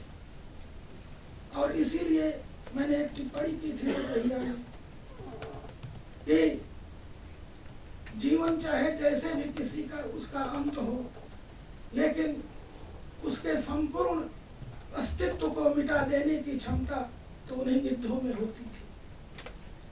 तो ये मुर्दहिया एक ऐसा इलाका था जहां से होकर सारे रास्ते गांव से, चाहे वो खेत पर मजदूर जाते हों, घास छीलने औरतें जाती हों, स्कूल जाते हों बच्चे, सारे रास्ते मुर्दहिया से गुजरते थे। इसलिए मुर्दहिया के बिना मेरे गांव की कल्पना की ही नहीं जा सकती थी, और इसी वजह से मुर्दहिया मैंने नाम उसका रखा। और जब आजमगढ़ छोड़ करके बनारस आ रहा था, तो जिस बस से मैं आ रहा था वहाँ पर बस अड्डे पर एक हमेशा काले रंग की गाड़ी खड़ी रहती थी, और उस पर नाम लिखा था उसका स्वर्गवास मेल। उसमें जो आजमगढ़ के अमीर घरानों के लोग मरते थे, तो स्वर्गवास मेल पर डेली उनको लाद कर मणिकर्णिका बनारस ले जाया जाता था और वहाँ उनको जलाया जाता था।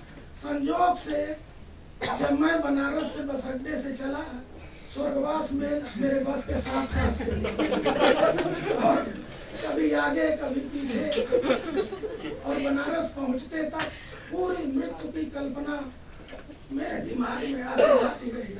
और वहां पहुंचकर मैं सबसे पहले मणिकर्णिका घाट पर गया। एक कुतूहल सा था, ये सुन रखा था कि वहां जिसको जलाया जाता है वो सीधे स्वर्ग जाता है या मुक्ति हो जाती है।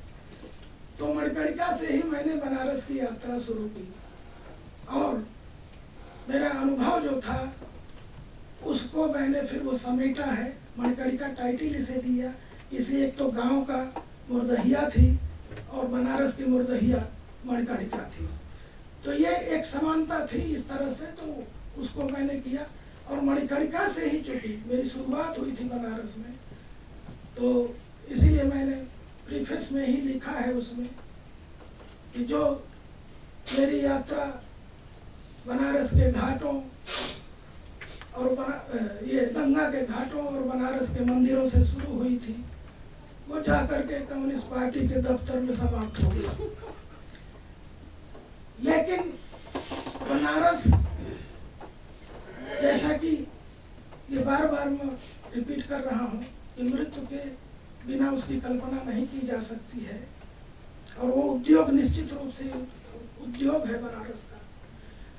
आप सो जाइए रात में, चाहे किसी भी मोहल्ले में, रात भर आपको एक आवाज बनारस में जरूर सुनाई देगी, राम नाम सत्य है, राम नाम सत्य है। जब मुर्दे लोग ले जाओ, चारों तरफ से बनारस के हर इलाके से, हर सड़क से ये मुर्दे ले जाए जाते हैं। ये प्रतिदिन का एक तरह से ये फेनोमेना है बनारस में। इसलिए संक्षेप में मैं अपनी बात समाप्त करता हूँ। रचना पाठ मैं नहीं कर पाया था, क्योंकि नामवर सिंह ने मणिकर्णिका का बहुत ज्यादा जिक्र अपने भाषण में परसों किया था, इसलिए एक अंश उसका सुना के मैं अपनी बात खत्म करूंगा। नामवर सिंह ने वो अंतिम अध्याय में मैंने कुछ प्रेम प्रसंगों का जिक्र किया है, और वो प्रसंग ऐसे हैं कि अगर मैं वैसा आज करने की कोशिश करता तो जेएनयू में जीएस का लग जाता। तो उसी का एक अंश मैं आपके सामने रखना चाहता हूँ कि मोह में तो जानवर भी एकाधिकारवादी हो जाता है, फिर मानव का क्या कहना। और जब यह एकाधिकार खत्म होता है तो ईर्ष्या घेर लेती है। बुद्ध ने तो बहुत पहले ही चेता दिया था कि ईर्ष्या से दुख होता है, और जब मोह और ईर्ष्या एक साथ हमला बोले तो फिर दुख का निवारण या निर्वाण कहाँ। फिर भी मेरा मन करता है कि मैं बुद्ध की ही तरह बौद्ध भिक्षुक बन करके उसके द्वार पर जाऊं, और वह मुझे बिना पहचाने मेरे भिक्षा पात्र में कुछ अन्न डाल करके वापस अपने घर के अंदर चली जावे और मैं किसी बौद्ध मठ में। उसे याद करके मुझे आज भी याद आती है ग्रिफिन द्वारा लिखी गई ग्रीक पोएट होमर के बारे में यह पंक्ति कि हजारों शब्द पानी या बालू पर लिखने से बेहतर है सिर्फ एक शब्द पत्थर पर लिखना। जाहिर है कि उसके द्वारा बोले गए हजारों शब्द बनारस की गंगा बहा ले गई, किंतु मेरे मस्तिष्क रूपी पाषाण पटल पर वह खोद कर चली गई बस एक शब्द उत्पल भरणा। धन्यवाद।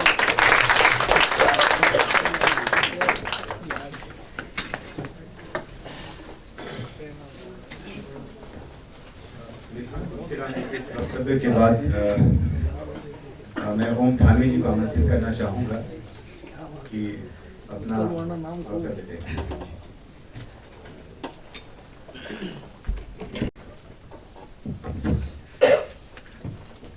आदरणीय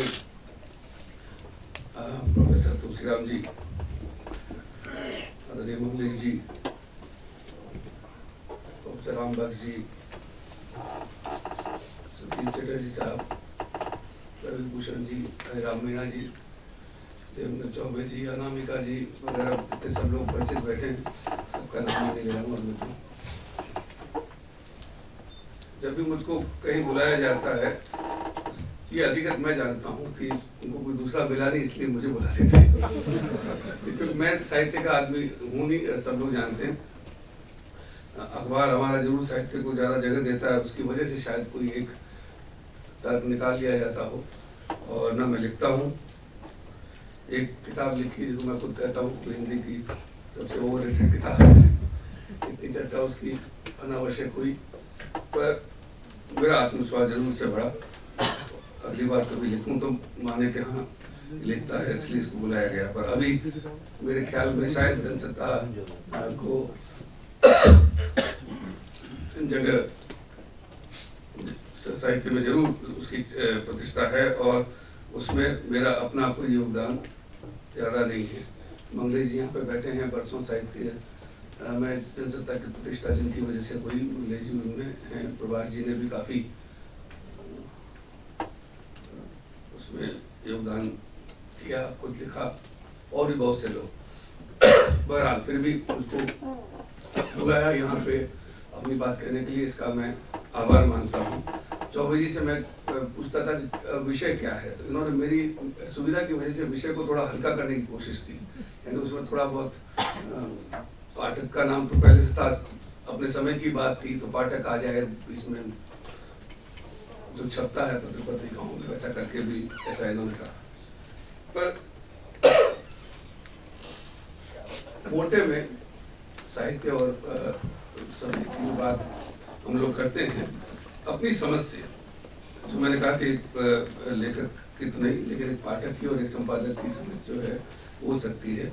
मैं कुछ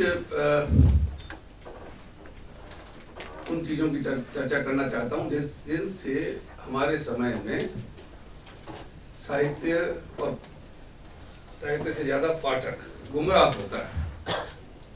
तो सबसे खतरनाक काम वही होता है कि कोई गुमराह करे, समाज को गुमराह करने वाली ताकतें जो हैं वो हमारे यहाँ कम नहीं है, लेकिन साहित्य के बारे में माना जाता है कि उन ताकतों से भी आपको बरी करा सकता है, आपको अंधेरे में रास्ता दिखा सकता है। लेकिन साहित्य में ही अगर गुमराह करने वाली ताकतें हों तो उनके बारे में क्या कहा जाए, तो वो कौन कौन सी ताकतें हैं, मैं बिल्कुल बहुत ईमानदारी से, हो सकता है कि आप सहमत ना हो। एक तो मेरा मानना ये है कि हिंदी का जो शिक्षक समुदाय है, हिंदी पढ़ाने वाला, वो गुमराह करता है। ये एक बहुत बड़ा कुचक्र है। यहाँ बहुत से विद्वान बैठे और जितनी ईमानदारी से तुलसीराम जी आज बात कर रहे थे तो मेरा साहस थोड़ा सा और ये बात कहने के लिए जा गया।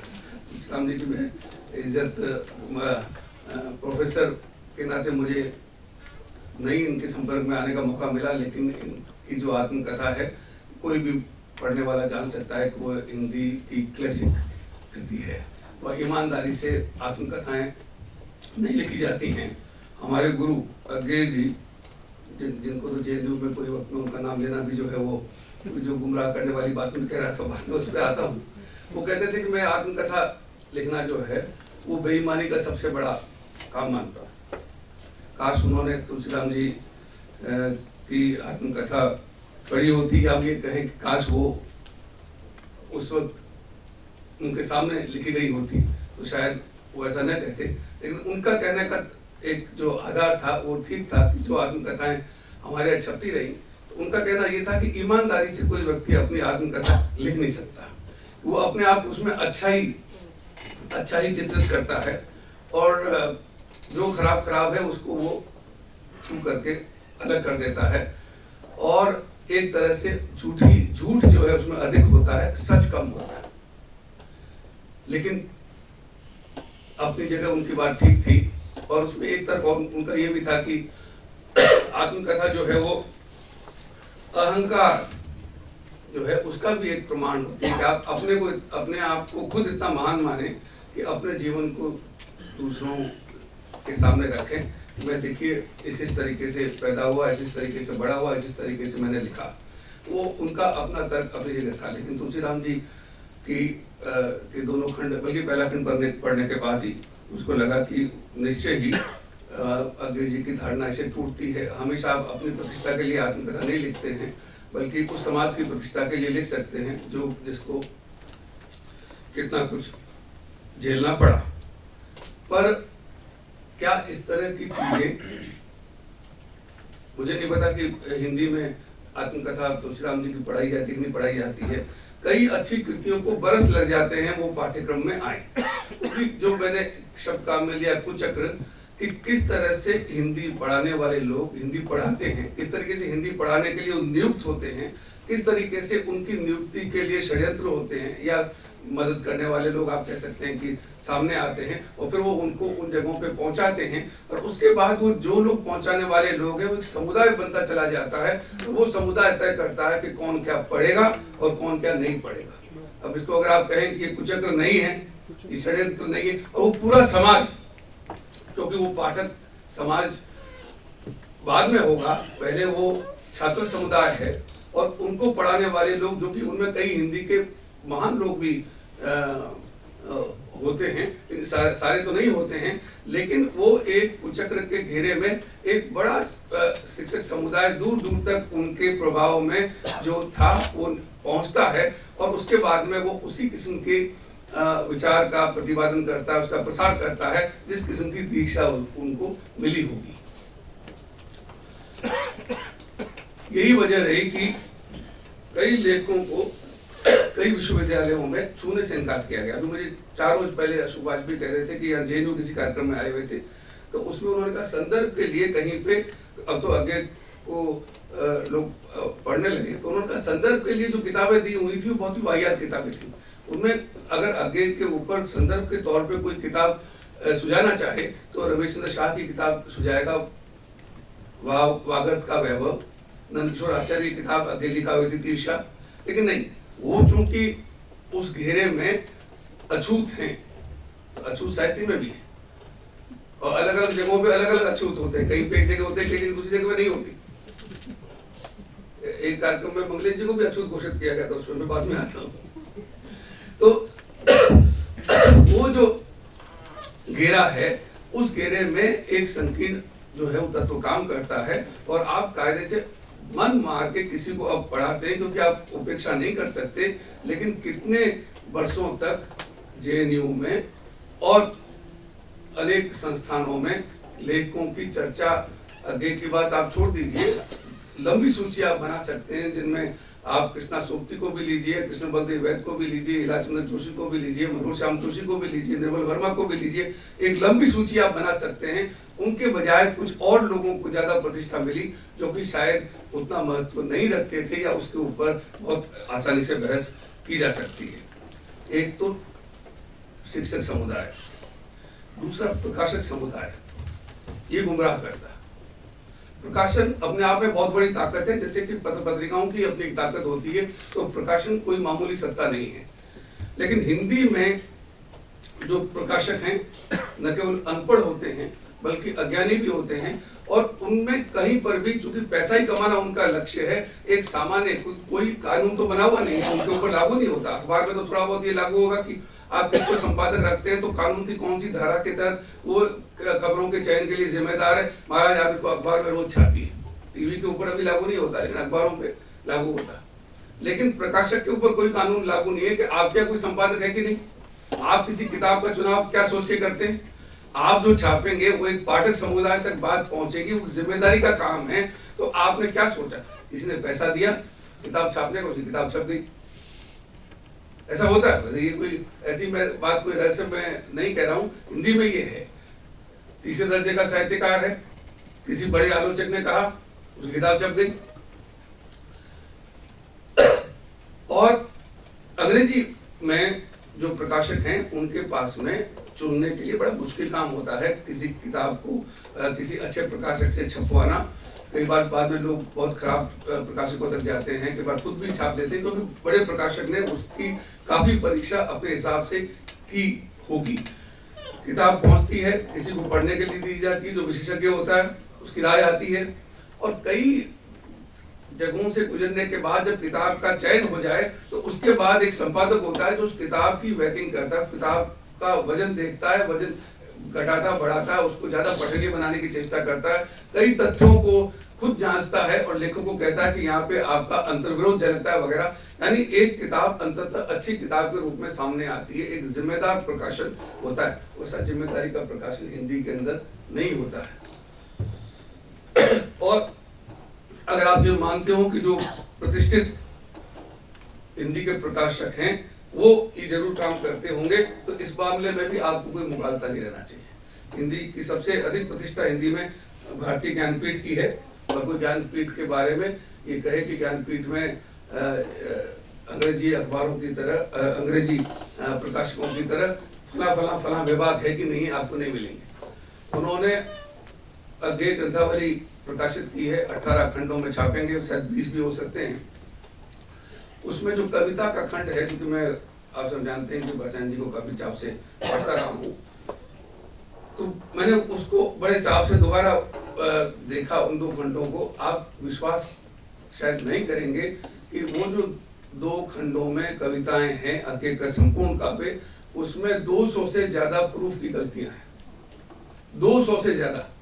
उसकी मैंने सूची बनाई है, तो हो सकता है कि और किताबों से आई हो तो उसमें हो, लेकिन जहाँ मृदु लिखा है वहां मधु छप गया, तो वो पहले वाली किताब में सही छपा हुआ है, लेकिन उसका कोई भी वैसा उनके पास में उसको देखने का नहीं है। जब कहा गया, बोले नहीं आप बताइए अगले संस्करण में हम जरूर इसका ख्याल रखेंगे, तो बिल्कुल सरकारी किस्म का जवाब हुआ। क्योंकि अब तक पूरी आपने एक पाठक वर्ग को आपने गुमराह कर दिया। पाठक वर्ग तो उस कविता को जिस ढंग से पढ़ गया, इतनी महंगा खंड खरीद के, अब कब उसको आप जो है वो बताएंगे कि फला कविता जो आपने पढ़ी थी उस फला कविता का सही रूप तो ये था।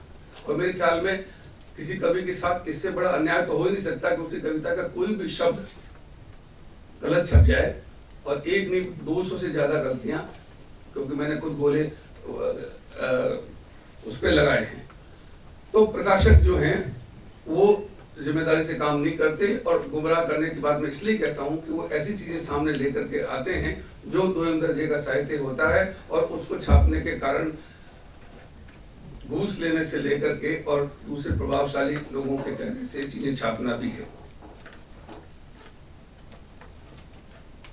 तीसरा जो गुमराह करने वाला घटक है वो है लेखक संगठन।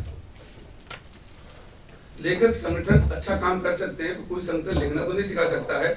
लेखक संगठन लेखकों के हितों के लिए लड़ सकते हैं, जरूरत पड़ने के ऊपर जब समाज में जरूरत हो संघर्ष के लिए आगे आ सकते हैं। लेकिन आप पाएंगे कि लेखक संगठन हमारे यहाँ पे राजनीतिक दलों से सीधे सीधे संबद्ध होते हैं। एक राजनीतिक दल एक ही विचारधारा का, एक ही देवता को मानने वाला, लेकिन अगर उसमें 2 घराने पैदा हो जाते हैं तो 2 लेखक संगठन पैदा हो जाते हैं। और उनमें एक लेखक संगठन एक विचार को लेकर चलता है, दूसरा उसी के विचार को के विरोध में चलता है। तो इसका सबसे अच्छा उदाहरण हमारे यहाँ पे आपातकाल इमरजेंसी रही है, जिसमें आप जानते हैं कि एक लेखक संगठन ने, क्योंकि उनका जो माई बाप राजनीतिक संगठन था, उन्होंने इंदिरा गांधी का समर्थन किया था। इंदिरा गांधी का समर्थन रूस कर रहा था और इसलिए पार्टी को करना जरूरी था। पार्टी को करना जरूरी था तो लेखक संगठन को करना जरूरी था। जबकि दूसरा लेखक संगठन उसी आदर्श और उसी विचारधारा को मानने वाला उसका विरोध कर रहा था। तो ये आप जो काम वहां पे करते हैं, जब अपने श्रोताओं को, अपनी ऑडियंस को जब आप संबोधित करते हैं तो आप गुमराह नहीं करते, तो क्या करते हैं, क्योंकि आप एक निहित स्वार्थ के अंतर्गत अपनी बात को उनके बीच के अंदर फैलाते हैं। और इसलिए एक बार मैंने लिखा, अब तो थोड़ा कुछ कार्यक्रम देखे, मैं कहता था लेखक के मरने पे, बड़े लेखक के मरने पे लेखक संगठन और खासकर एक ही विचारधारा को मानने वाले लेखक संगठन मिलकर के शोक सभा भी नहीं कर पाते, अलग अलग करते थे। बाद में लोगों ने कहा कि हमने एक ये की थी, एक वो की थी, लेकिन है स्थिति इस तरह की, आपस में इस तरह का दुराव है। और उसी के चलते हुए लेखकों में एक दूसरे के ऊपर हमले होते हैं। वो राजनीति जो लेखक संगठन समाज में पैदा करते हैं, वो राजनीति एक तरह से सांस्कृतिक जातिवाद में तब्दील हो जाती है। पहले तय कर लिया जाता है कि ये लेखक हमारी जाति का है या नहीं, हमारे विचार का है या नहीं, और उसके अनुसार उस लेखक की प्रतिष्ठा होगी या उसका विरोध होगा या उसकी तारीफ होगी, उस पर पत्थर फेंके जाएंगे, उस पर कीचड़ फेंका जाएगा, ये सब तय होता है और ये सब किया जाता है। और ऐसी ऐसी छोटी चीजों को लेकर के साहित्य की चर्चा नहीं, लेकिन बाकी तमाम चीजों की चर्चा साहित्य में इस राजनीति के चलते हुए होती है और इसी तरीके से लेखकों को उठाया और गिराया जाता।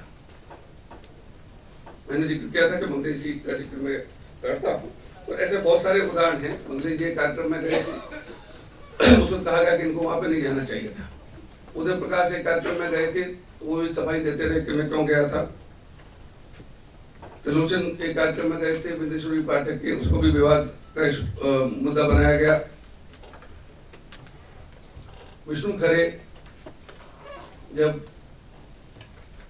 नामदेव ढसाल की उन्होंने तारीफ की, उनकी किताब का लोकार्पण पुस्तक मेले में था, मंगलेश जी भी उस वक्त थे, उस वक्त भी लोगों ने उसको मुद्दा बनाया। उन्होंने खुद एक पुरस्कार वहां पे लिया था किसी सेठ का, तब भी मुद्दा बना।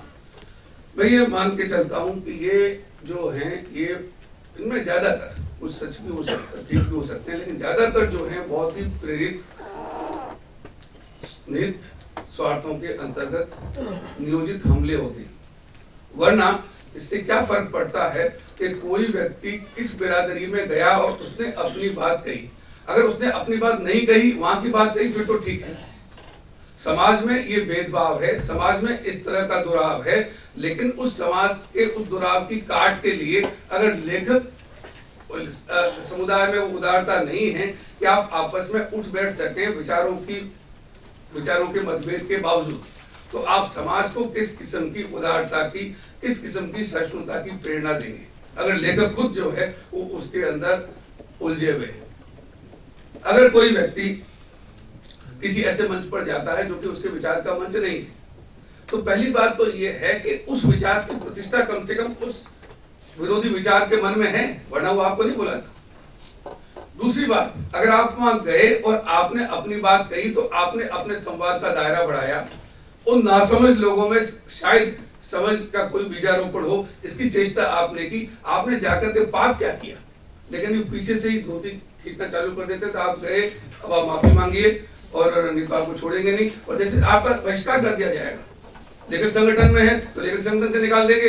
ये इसलिए मैंने कहा कि जिस तरह से समाज में जातिवाद है, उस तरह का जातिवाद, इसको लेकर के मैंने बात की थी, तो लोग कहने लगे आप तो आवाजाही के बड़े वो हो गए। इसमें मुझे नहीं लगता कि मैं कोई बुराई की बात करता हूँ, और मैं मानता हूँ कि ऐसा मैंने पहले उदाहरण दिया, कई लेखकों के साथ में इस तरह से जाति हुई है, उन लोगों को लगभग अछूत मान लिया गया और ऐसा दुष्प्रचार किया गया जिसका कोई हिसाब नहीं है। फिर अगर मैं अग्रज जी का जिक्र करूं तो एक आलोचक जिनका जिक्र हो रहा था, उन्होंने एक बार मुझको कहा था कि हमको पता है, उन्होंने सोच के कि मैं चूंकि वासयान जी के करीब था तो मुझको राज की बात बता रहे हैं, तो उन्होंने कहा कि अग्रज जी के एक नाजायज संतान थी, वो शहर का नाम भी बताया, तो मैं अभी सार्वजनिक तौर पर भी बोलना चाहता हूँ।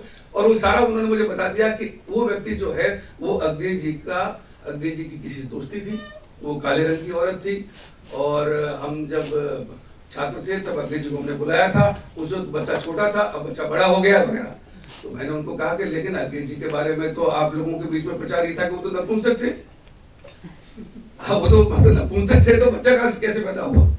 ये तो मतलब दोनों बातें विरोधी है।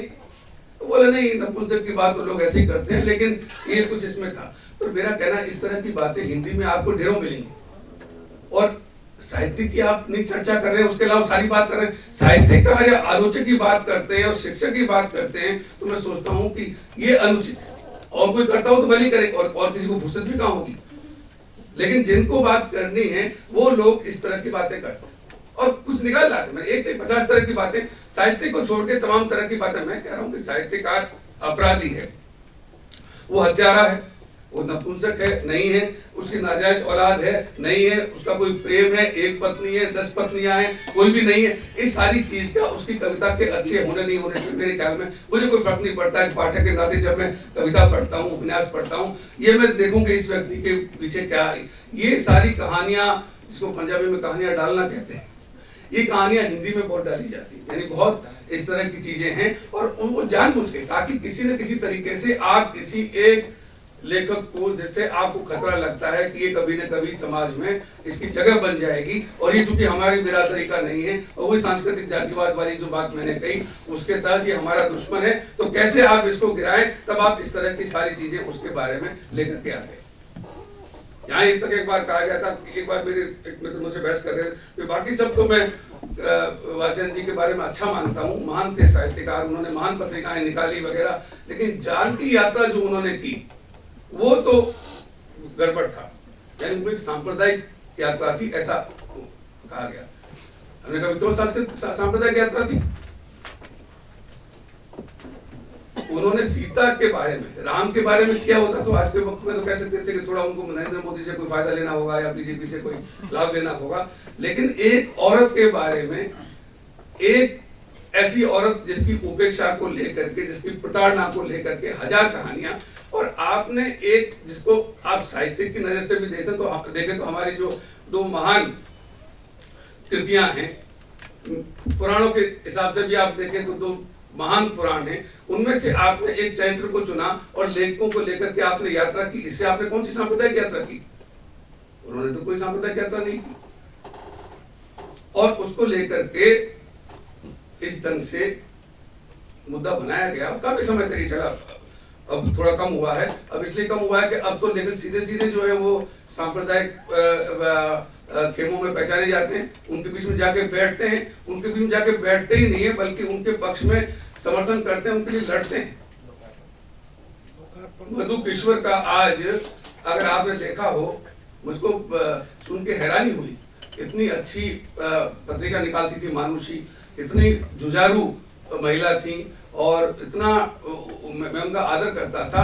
उन्होंने ये आज लिखा कि नरेंद्र मोदी का विरोध करने वाले योगेंद्र यादव और अरविंद केजरीवाल, इनको देख करके मुझे ऐसा लगता है कि मैं एक ऐसा बच्चा हूं जिसके सामने उसकी माँ का बलात्कार हो रहा है, ये लोग भारत माता का बलात्कार कर रहे हैं। इससे भद्दी और बुरी बात एक रचनात्मक व्यक्ति से और एक प्रतिभावान से मैं नहीं सोच सकता। केजरीवाल बाढ़ में जाए मुझे उससे मतलब नहीं, चाहे योगेंद्र यादव जो हैं तो उनके साथ ही काम करते हैं। ये तो सामान्य शिष्टाचार माना जाए, कम से कम एक बगल में आपकी बिरादरी में बैठने वाला, उसी दफ्तर का काम करने वाला व्यक्ति, उसको आप कहें कि ये भारत माता से, भारत माता भी आप जानते हैं कि ये सारी जो शब्दावली है ये कौन सी विचारधारा से आती है, पर उसको छोड़ दें। पर लेखक समुदाय, हालांकि वो साहित्यकार नहीं है इसलिए आप उसको थोड़ा सा अलग माने, पर ऐसे लोग साहित्यकारों में मैं आपको बता सकता हूं कि किस तरह से वो संघ की गोद में जाकर के बैठ गए, जबकि हम उनको प्रगतिशील मानते थे। और भी इस तरह से आपको बहुत सारे विचलन मिल सकते हैं।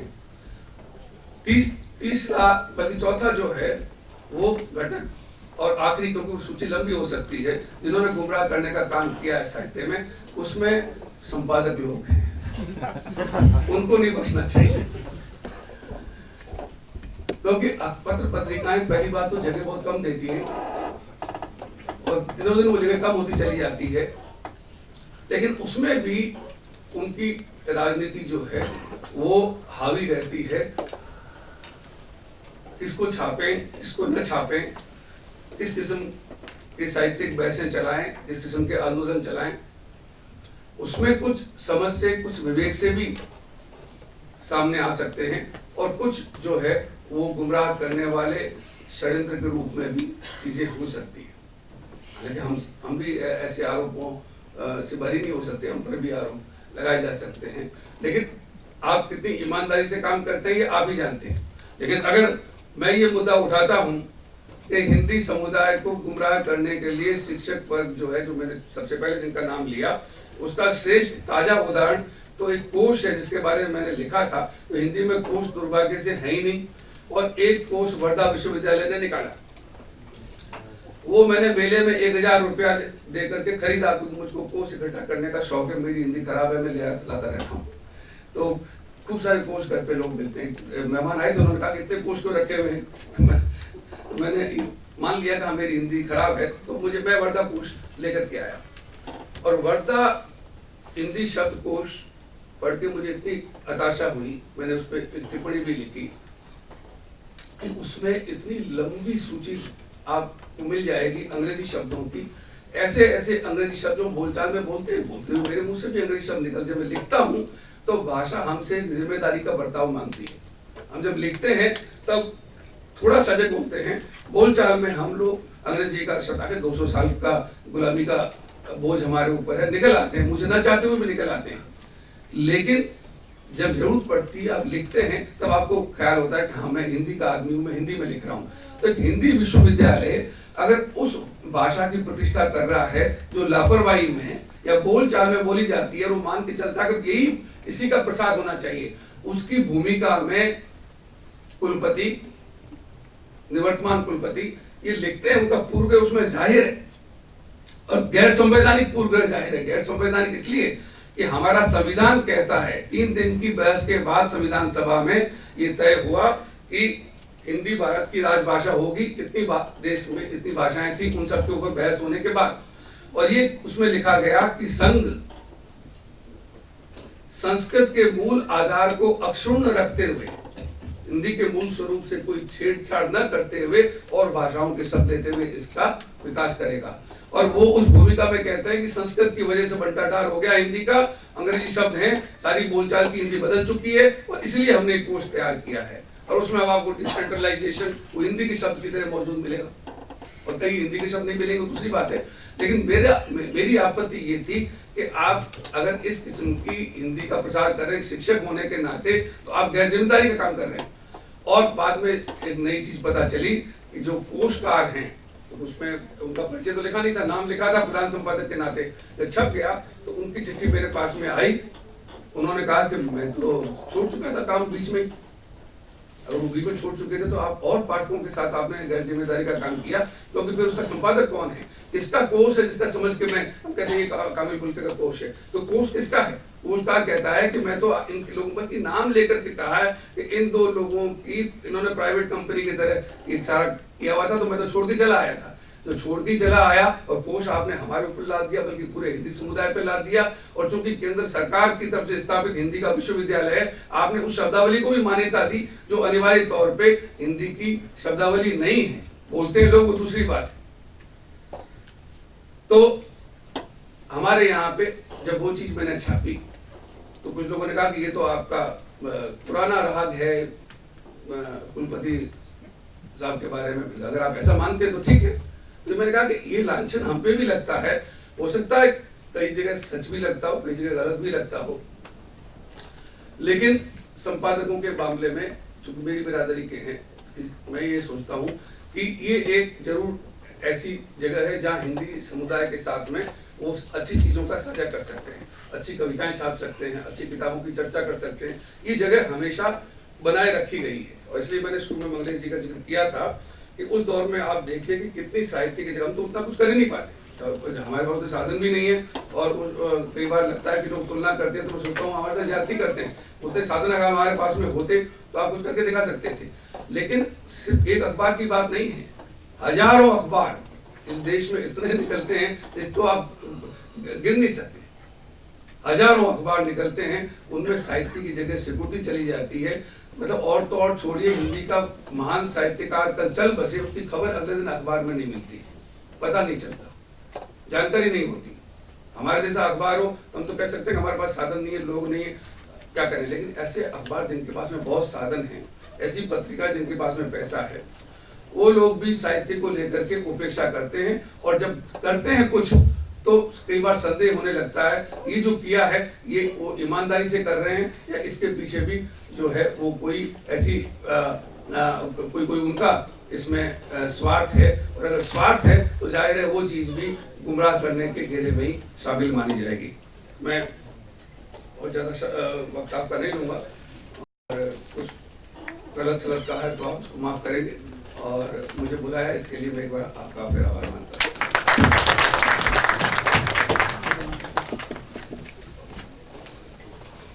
मित्रों, ओम थाने जी का बहुत बहुत धन्यवाद और आभार कि हमारे निमंत्रण पर आए और उन्होंने एक लंबा वक्तव्य दिया।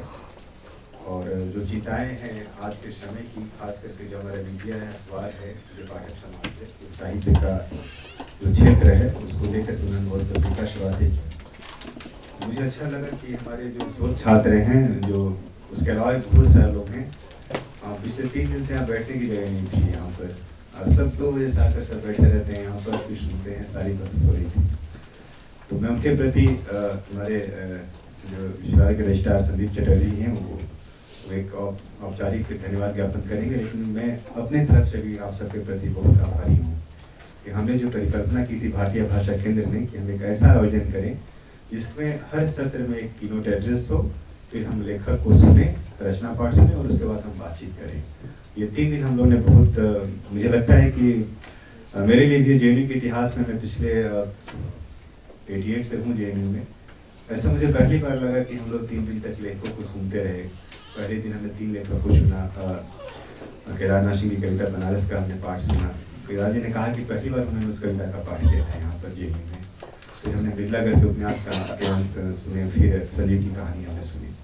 फिर दूसरे दिन हमने एक तरह से पंकज मिश्र उपन्यास का अंश सुना, प्रेम करमड़ी की कहानी सुनी, सुजन विश्वनाथन ने अपनी अंग्रेजी कहानी का हिंदी अनुवाद सुनाया, राकेश तिवारी ने, फिर सुशांत सिंह ने, और आखिरी में हरिनाम मीना ने अपने उपन्यास जो 1857 से संबंधित है उसका अंश पढ़ा। आज हमारे बीच जो कवि देवभूषण जी के व्याख्यान के बाद, प्रलोभनी जी के अग्रवाल के व्याख्यान के बाद, अशोक वाजपेयी ने, मंगलेश डरवाल जी ने, या लीलाधर मंडलोई जी ने, नामखा जी ने, बद्री नारायण, या दिनेश सिंदल, जयप्रकाश कर्दम जी, मकरंद प्रांजल, सब ने अपनी कविताओं का पाठ किया। हमारे लिए बहुत अद्भुत समय था ये 3 दिनों तक। तो मैं पुनः संदीप चटर्जी जी से आग्रह करूँगा कि चूँकि कार्यक्रम में कह रहा था कि सिर्फ भारतीय भाषा केंद्र का नहीं है, भारतीय भाषा केंद्र मतलब यह विश्वविद्यालय का ही कार्यक्रम है। यह जरूर था कि हमारे पास आर्थिक संसाधनों की बहुत कमी थी, जब हमने तय किया तब तक दिक्कतें थी, फिर भी हम इस कार्यक्रम का आयोजित कर पाए, इसके प्रति हम पुनः आभार व्यक्त करेंगे। और इसीलिए पहले दिन पूनम जी ने, हमारी जो यूनिवर्सिटी की PRO भी हैं और जिनकी मीडिया में, संगीत में, साहित्य में गहरी दिलचस्पी है, उन्होंने इस कार्यक्रम में बहुत दिलचस्पी ली। और मुझे अच्छा लगा कि संदीप जी ने हमारे आमंत्रण पर एक तरह से विश्वविद्यालय की तरफ से आप लोग को औपचारिक धन्यवाद ज्ञापन करना है। तो मैं पुनः एक बार फिर उनको आमंत्रित करता हूँ कि औपचारिक धन्यवाद है। इसके बाद फिर हम दोबारा जल्दी ही फिर कभी मिलेंगे आप सबसे।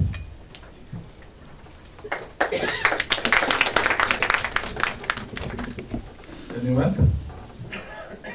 प्रोफेसर देवेंद्र चौबे। 3 दिन के इस कार्यक्रम में आप सभी बराबर जुड़े हुए हैं और धैर्य से आपने सभी को सुना। मैं देख रहा हूँ कि कथा सत्र हुआ, काव्य सत्र हुआ और पाठक समुदाय को हमारे समय से जोड़ा गया। और अभी हमारे प्रसिद्ध पत्रकार एवं विचारक श्री ओम थानवी जी ने पाठकों को अपनी जिम्मेदारी का, भाषा को अपनी जिम्मेदारी का और कुल मिलाकर साहित्य के समुच्चय को अपनी जिम्मेदारी का एहसास करवाया है। निश्चित रूप से समय ऐसा ही है जिसमें हम सभी को अपनी जिम्मेदारी का एहसास होना है। तो मुख्य रूप से मैं अपनी भूमिका धन्यवाद ज्ञापन पे आना चाहूँगा।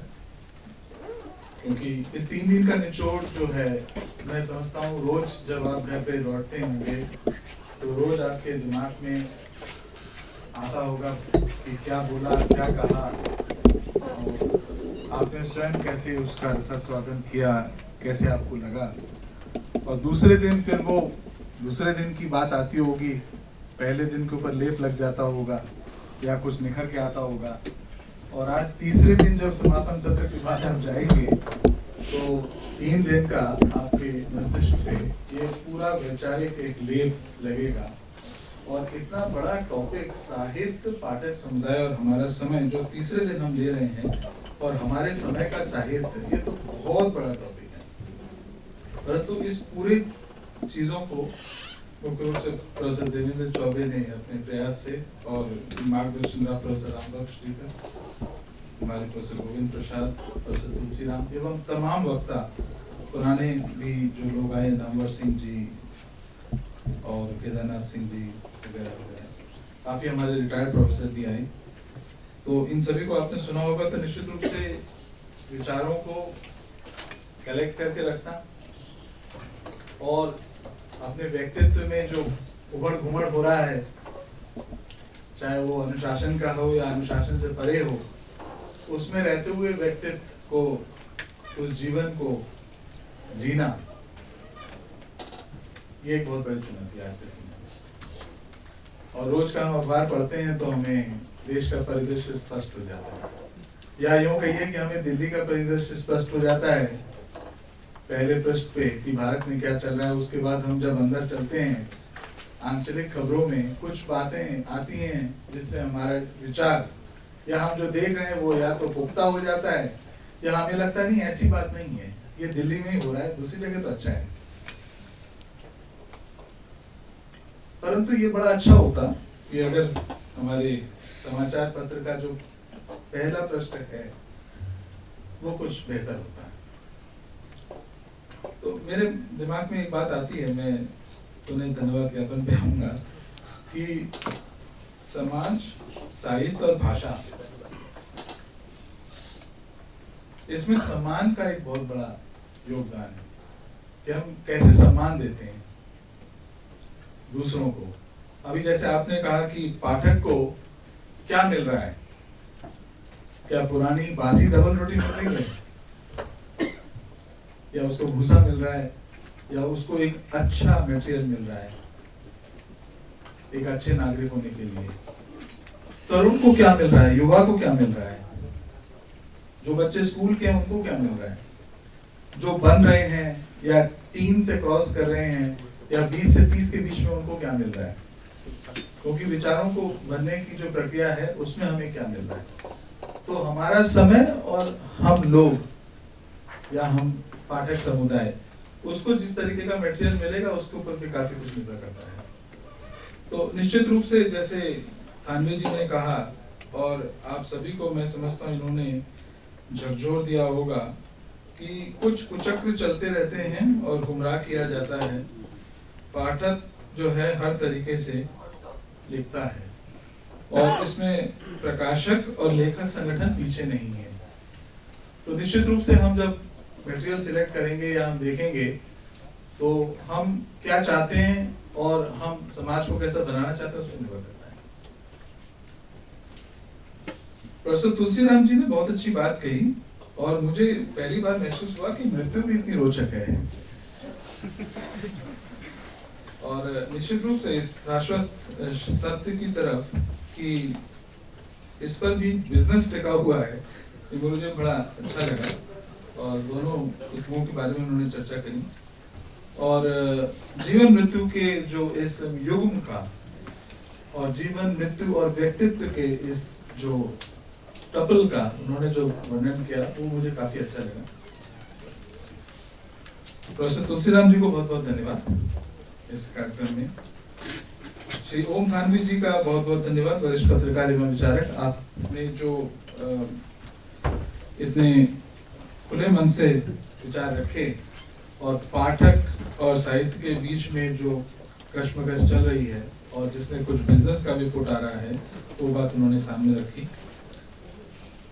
हमारे सभी श्रोता और हमारे सभी छात्र और हमारे सभी निमंत्रित भाइयों एवं बहनों का बहुत बहुत धन्यवाद कि आप लोगों ने इस 3 दिन के सत्र में अपनी रुचि रखी और निश्चित रूप से कुछ ना कुछ हासिल करके जा रहे हैं और ये आपके काम आएगा।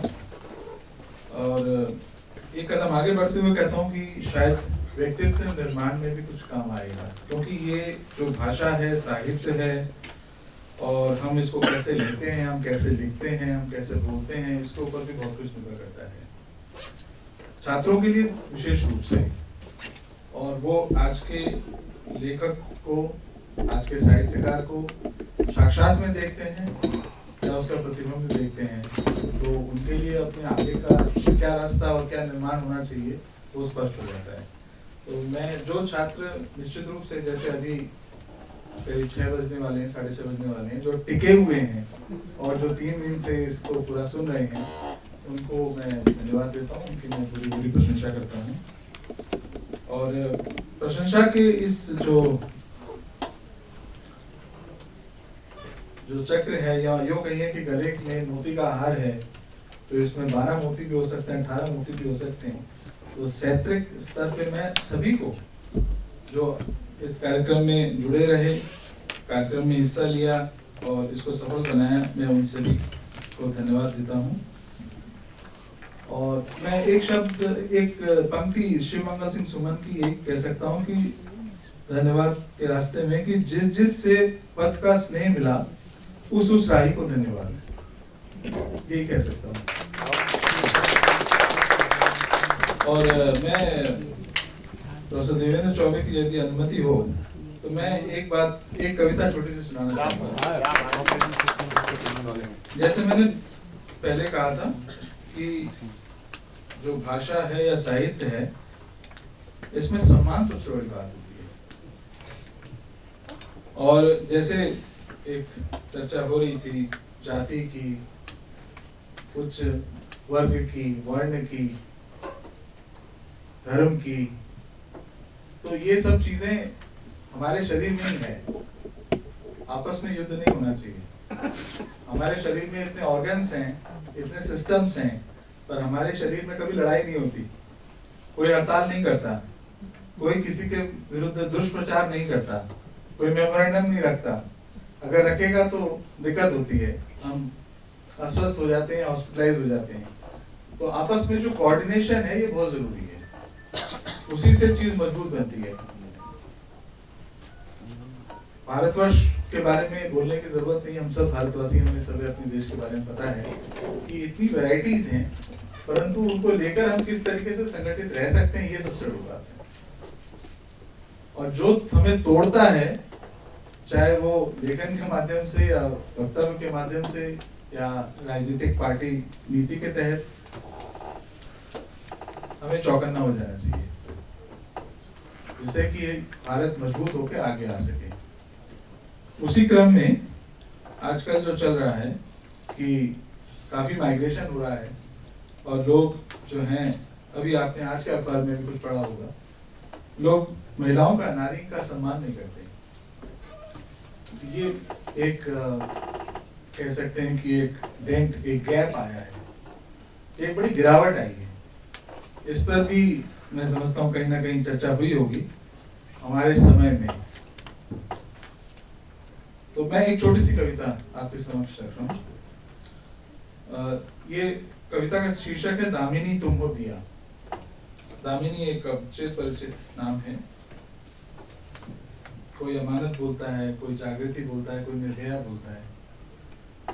तो ये घटना हुई थी और इसमें हमारे जेएनयू के छात्रों ने काफी जोर शोर से हिस्सा लिया और बस स्टैंड से लेके नॉर्थ ब्लॉक और साउथ ब्लॉक तक इन्होंने एक ऐसा आह्वान और एक ऐसा कार्यक्रम चलाया जिससे कि राष्ट्रीय स्तर पे सभी ने महसूस किया कि अब कुछ होना चाहिए। तो इस कविता को मैं आपके समक्ष निवेदन कर रहा हूँ। उद्देश्य मेरा यही है कि एक दूसरे के प्रति सम्मान रहे, भाषा साहित्य हम सभी को जोड़े, हमारे अंदर जिम्मेवारी का एहसास करवाए। चाहे हम लेखक हों, चाहे प्रकाशक हों, चाहे साहित्य हो, हमारा रोजगार सीमित हो, परंतु हमारा उद्देश्य लोगों को जोड़ना हो, संगठित करना हो। चाहे हम किसी भी राजनीतिक पार्टी के हों, चाहे हम पुरुष हों, चाहे स्त्री हों, चाहे हम पढ़ाते हों, चाहे हम पढ़ते हों, परंतु हमारा उद्देश्य देश को मजबूत करना है। हम सब मिलेंगे, काम करेंगे, एक मुट्ठी बनेगी तो देश मजबूत होगा। ये हमारा उद्देश्य है। कविता आपके सामने प्रस्तुत है। दामिनी तुम हो दिया, सफर पर चल पड़ी थी तुम, सफर पर चल पड़ी थी तुम, थी मंजिल पर पहुंचने की चाह, यात्रा में साथी सच्चा सहयोगी भी, पर चालक था क्रूर, वाहन में स्क्रीन और पर्दे। जिस दिन की घटना है। सफर पर चल पड़ी थी तुम, थी मंजिल पर पहुंचने की राह, चाह, यात्रा में साथी सच्चा सहयोगी भी, पर चालक था क्रूर, वाहन में स्क्रीन और पर्दे। कुछ दूर चली कि शुरू हुआ युद्ध, था भेड़ियों से सामना मुश्किल वक्त, लहू लुहान हुआ शरीर, जख्म आंतों में चोट, सहयोगी की थी हर संभव कोशिश, साहस का था। शौर्य से थी भरपूर तुम, भयभीत थे वे छह नर पशु, डाल गए तुम्हें देर रात सुनसान राह पर, तुम नहीं हारी, प्रतिरोध के लिए उत्तीर्ण दिशा। शुरू हुआ आक्रोश, जेएनयू स्टूडेंट्स के द्वारा शुरू हुआ आक्रोश, जनमानस उमड़ा, तुम्हारी शौर्य शक्ति से मोहित सभी, रूपक बन दिया समाज को मनुष्यत्व का पाठ, दरिंदगी अब और बर्दाश्त नहीं। सृष्टि की पालनहार को देना होगा सम्मान, फिर से हम तुम शामिल हो एक नई यात्रा में, जिसमें हो सम्मान, सृजनता का वाद्य, मात्र रूप से परिचय हो हर पुरुष कर्मठ का, मात्र रूप से परिचय हो हर पुरुष कर्मठ का, चिंतन हो, विकास हो मन मस्तिष्क का, खुले संबंध एवं उन्नति के स्वर्ण द्वार। आज तुम हमारे बीच नहीं, आज तुम हमारे बीच नहीं, जल रहे हैं मौन चारों ओर दिए, लौ ने जगा दी है सबकी रूह, रखें नारी सम्मान को संभाल सतेज कर, हो यदि दामिनी अमानत जागृति या निर्भया, हर रोज हो उजाला सिर्फ तुम्हारे लिए। तुम अब बनी रहो हमारी सम्मान शिखा दामिनी, तुम ही तो दिया हम पथिक तुम्हारे, ढूंढे तुम्हें अब कहां हम जाएं किधर, तुम बनी रहो दिया कल उजाले के लिए, ढूंढे तुम्हें अब कहां हम जाएं किधर, तुम बनी रहो दिया कल उजाले के लिए, तुम बनी रहो दिया कल उजाले के लिए। इसी के साथ मैं अपना वक्तव्य समाप्त करता हूँ। आप सभी को बहुत बहुत धन्यवाद।